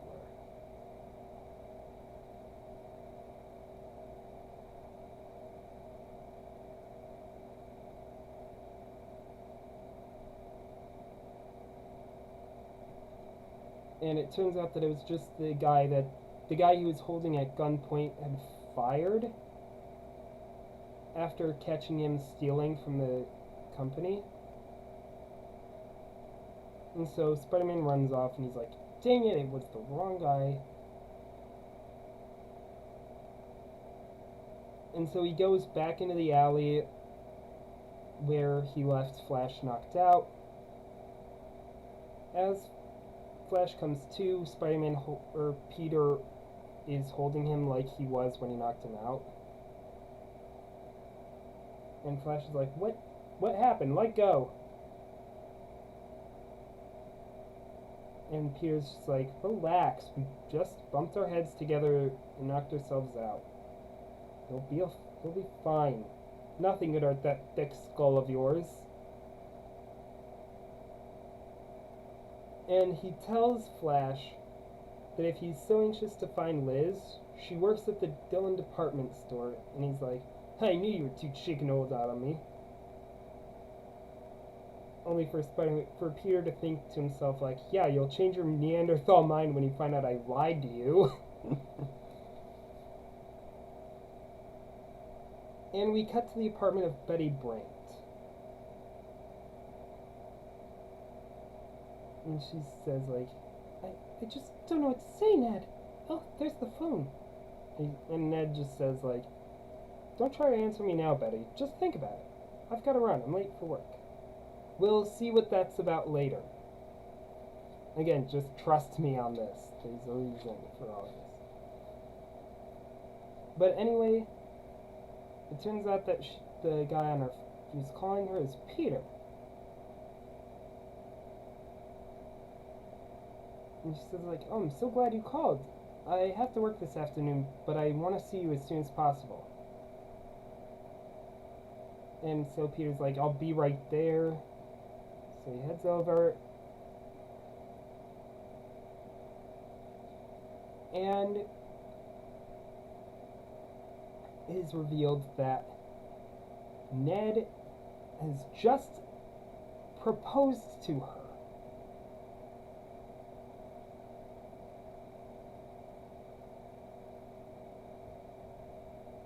Like, just actually asked her to marry him, which,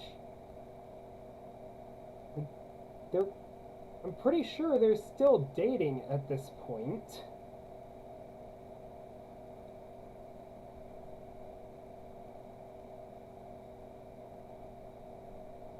So, I mean, they talk like it.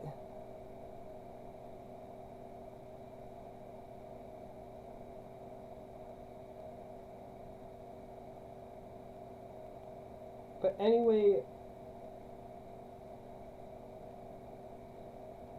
this is also why I wanted to discuss this in light of what's going on with the current run, which I'm just going to say this right now. Do not expect the current Spider-Man run on this channel at any point, because I refuse to buy it. It's bad. Like, it's really bad. It is actually miserable. Anyway,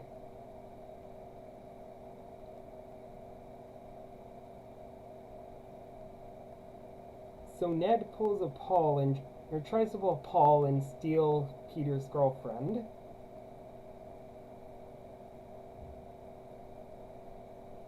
And Peter's like, I have to think fast. Ooh, I should tell her that I'm Spider-Man, and then I'll propose to her myself. But I have to do it casually. I don't want to shock her too much. So he says, like, Ned's a good guy, I guess. He did try to help you against the Scorpion in like, I think the previous issue to this one. Of course, he's no Spider-Man, and immediately she's like, don't mention that Spider-Man. If Ned were anything like him, I wouldn't even consider his offer. And so immediately he's like, it was at this moment that Peter knew. He effed up. I've had enough excitement in my life, enough worries. I still remember what happened to my brother.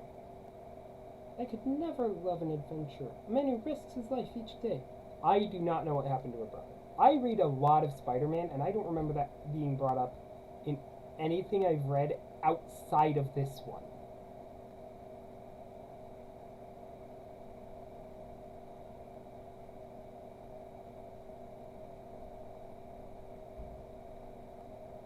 And she goes on to say that she wants a man who has a good, steady job, who comes home each night to his pipe and his paper and to her.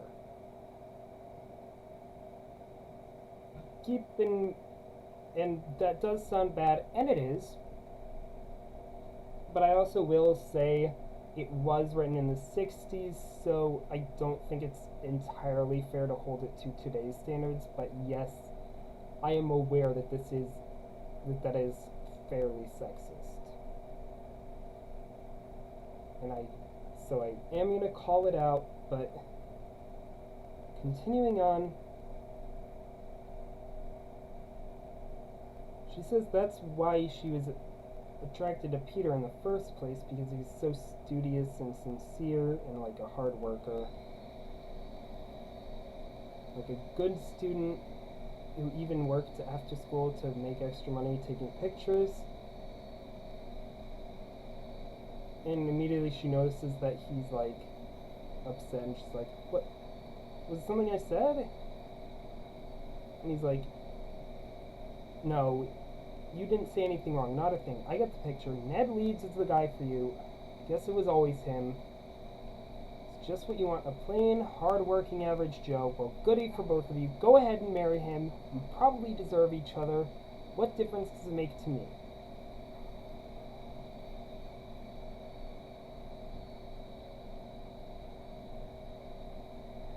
But after he like storms off and slams the door, she's like, but I still love you, Peter.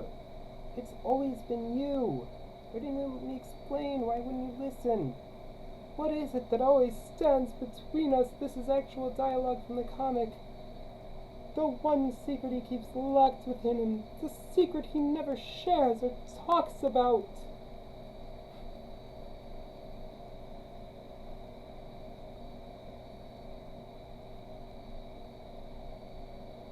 Meanwhile, Peter is similarly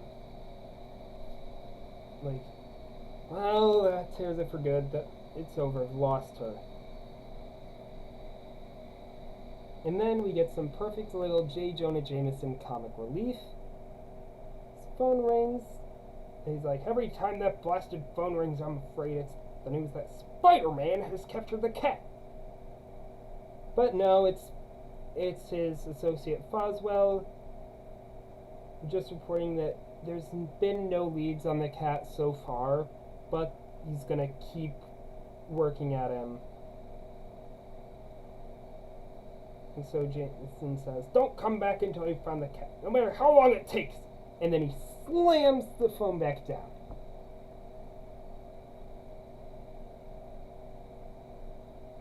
If I have to pay the reward money to my worst enemy, I'll never live it down. It's bad enough showing out a cool grin to anyone, but to Spider-Man! Oh! See, I freaking love J. Jonah Jameson so much.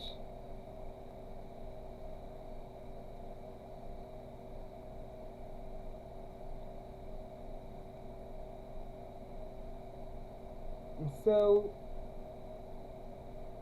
we go back to Peter, and he's thinking, like, there's no way out. She'd never love me as I am, and I just can't give up being Spider-Man.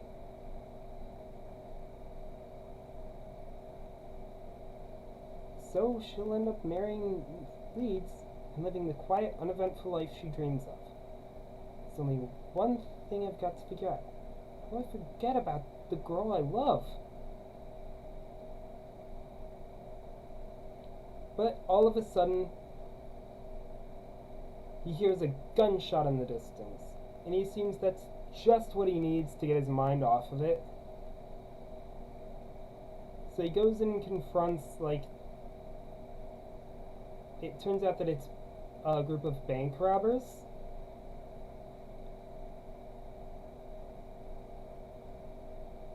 And one of them's like, keep running, we're getting away clean as a whistle. And Spider-Man just drops down, like, correction, fellas. You ever hear of a dirty whistle?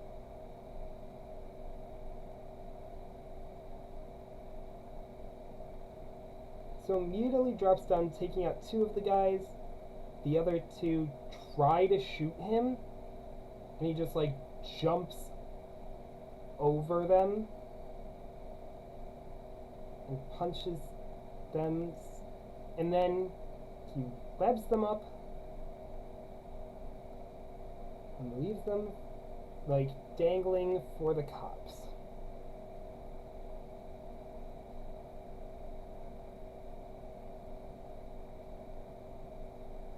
And then we cut to the orchestrators of the robbery. It turns out that it was all planned by the cat.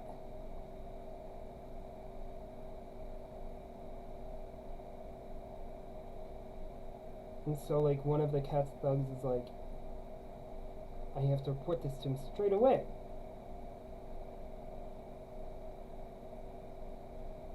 And so he says, like, they botched this caper, boss, but there's one good thing about it. They're just hired hoods. They won't be able to spill the beans about us.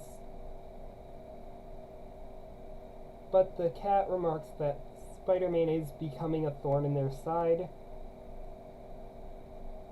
and that he's gonna have to stop him before he becomes too dangerous to their plans.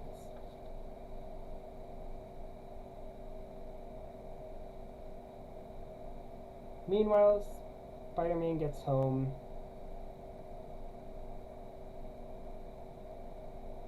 And he thinks to himself, a typical Parker day. I lost my girl, couldn't find the cat, and didn't even have a token for the subway ride home.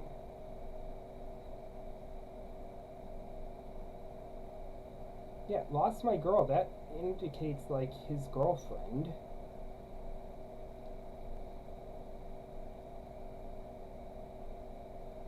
Anyway, Aunt May is, like, in her bed.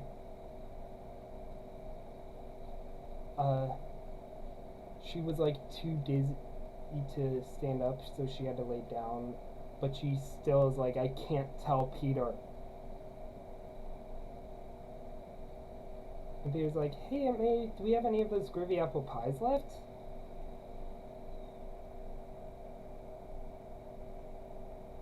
She's like, yeah, it's in the fridge. By the way, Betty called a couple times. She asked me to make sure to have you call her when you came back. And Peter's just like, dang it.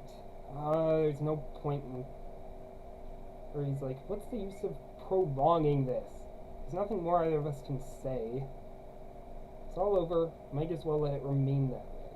So he doesn't end up calling her. And he just eats the pie. Again, there's no significance to that. It's just a little thing.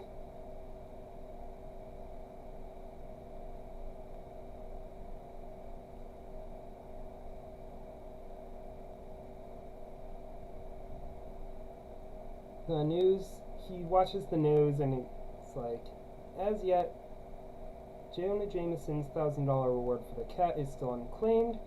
He's not been heard from since. Peter's like, yeah, with my luck, he's probably retired.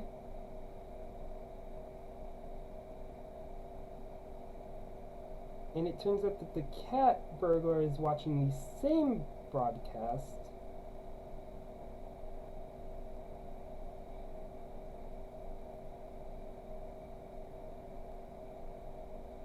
And so he decides that he's going to do like one last robbery, and then he's just gonna like be able to just get away and will likely never be caught. Or no. Yeah.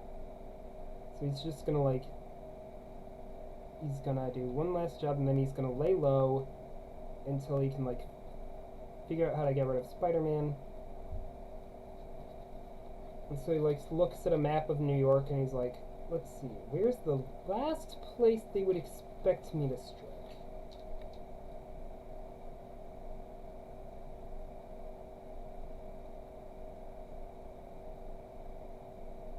And once he figures out a spot, he heads out onto the rooftops. Meanwhile, Foswell calls Jonah Jameson and says, like, hey, I think I've got a lead here. There's one guy who hasn't been seen around lately, and he matches the cat's description. I can't be sure yet, but I'll check him out, and if I can figure anything out, I'll call you back. And Jameson's like super relieved and like ecstatic, like, yes, now we're getting somewhere. If only we can nab him before that web-headed weasel gets into the act.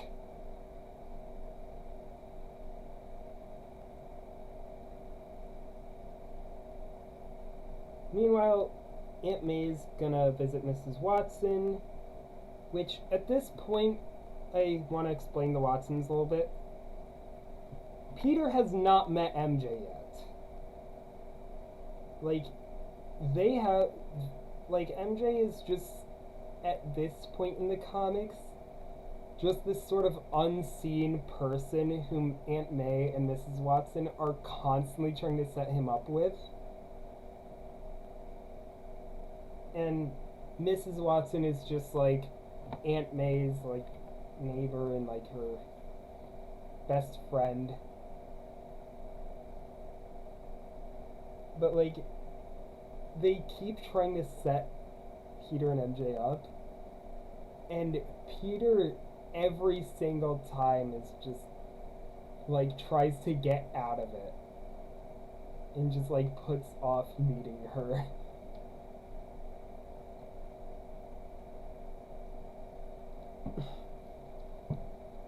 Until, famously, in a later issue that I also have and might go over someday, they famously meet with her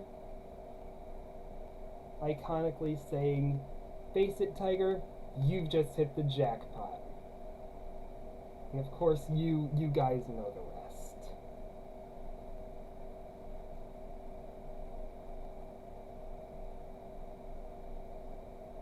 Anyway, as Aunt May leaves, the phone rings again, and he's like, oh, it's probably Betty. I can't pick it up. I might say something I'd regret. And Betty's like, he must be home right now. Why doesn't he answer the phone? Why won't he talk to me?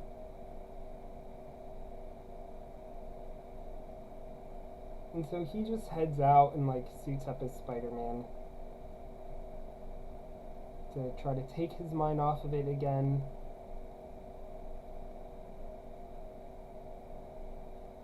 And as luck would have it, which is actually also what the narration says, but he runs into the cat,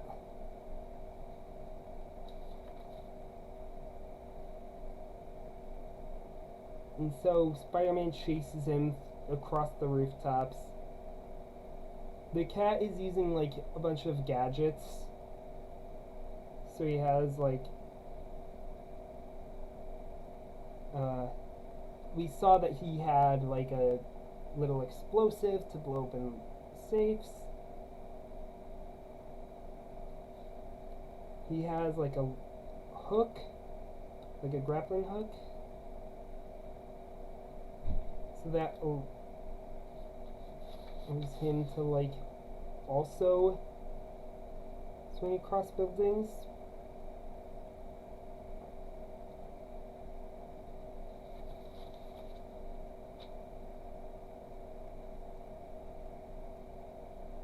He has like a light that he uses to like temporarily disorient him by like shining the light in his eyes.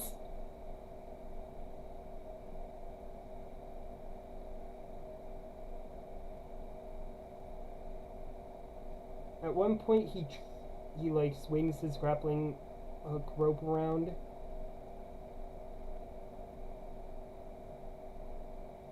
And so they're on like a narrow ledge, so Spider-Man has to dodge it, but that will send him over the ledge. But of course he can stick to walls.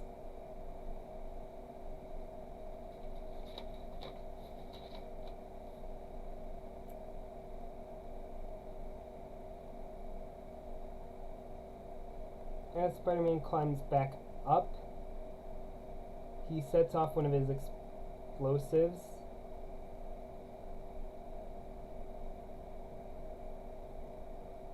To like knock one of the structures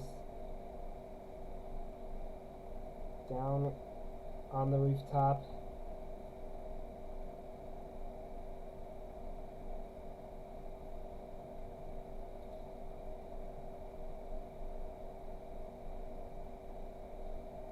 Fortunately, as it's falling, like, the street was already cordoned off by the police, so no one's gonna get hurt, so we can continue pursuing.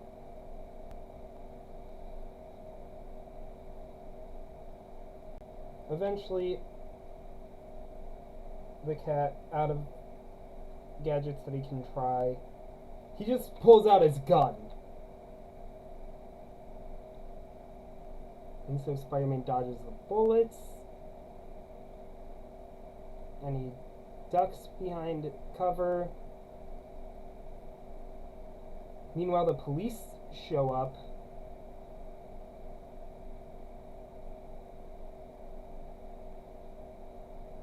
And so he gets into like a shootout with the police.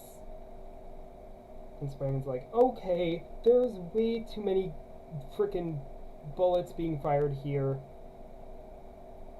I need to like get out of the way. I do not need to get shot today.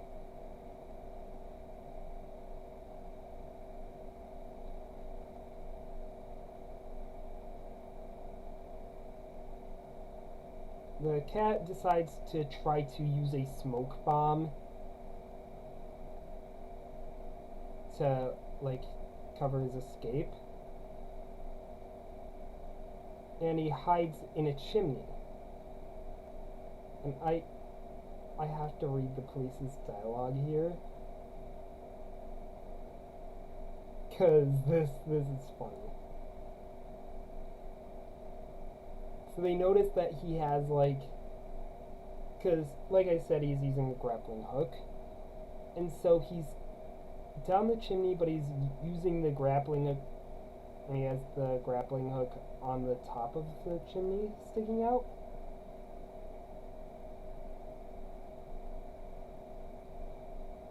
And one of the police officers is just like, what's this piece of rope doing here? Let's cut it and see what happens. And the cat's just like, no, I'll come up.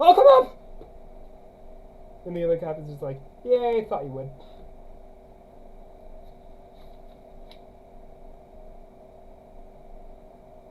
And meanwhile, as they're capturing the cat, Spider-Man is upset that he's not going to be able to get Jameson to pay him the reward money. But he is, like, taking pictures, so he's happy that at least he'll be able to get some money out of it. And meanwhile, Jameson's relieved, like, So the good guys do win after all. Everything turned out fine for me at last. I guess it's because I'm such a kindly, lovable character.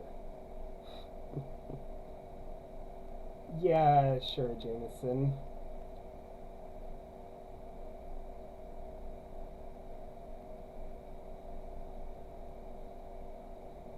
Later, when Peter brings the newly developed photos, he does bump into Betty. And she tries to talk to him, and he's just like, why bother? There's nothing more for us to say. Leeds proposed to you, so he's the kind of guy you want. Let's leave it at that.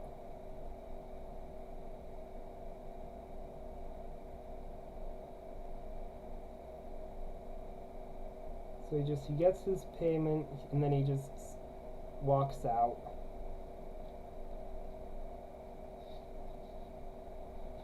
And so him and Betty go their separate ways. Again, I feel like with all this stuff with Paul right now in the current run, that feels familiar somehow. Because that's the... If you guys don't know, if you haven't been keeping up with the current run, basically right now, MJ is married to this dude named Paul, who everyone hates. Well, the fan base hates him. But anytime I see anything pertaining to Paul, I just get flashbacks to this. And except the difference is, this was well written. Paul is not. And I think the difference is, while we have stuff like this where just everything goes wrong, the writers back then would, like, have things work out in the end. Like, obviously, after this, he would meet Gwen, and then Gwen would die, and then he'd end up marrying MJ.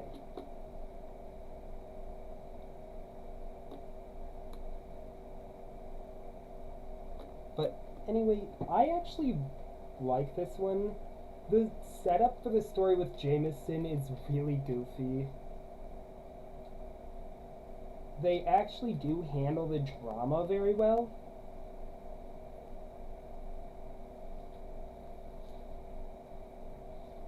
The villain isn't the most creative, but, I mean, they can't all be winners.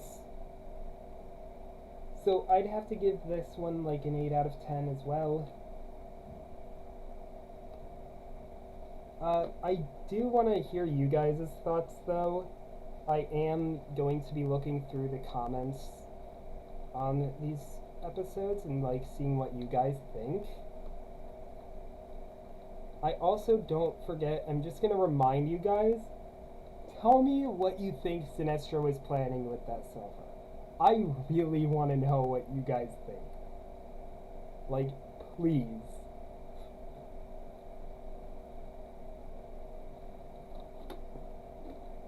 Just write a whole freaking fanfic about it and just send it to me.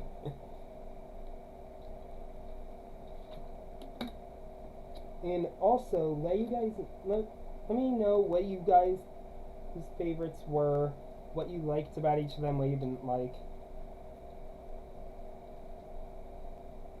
If you guys have any comics, whether it be like single issues or like self-contained stories like these ones, or like an arc that you want me to cover, please let me know and I'll look into it. And I might do a video about it if I think it's something that would work as an episode of this. Like, please leave your requests. And just don't forget to like, comment, subscribe. And I will see you guys next time. See ya.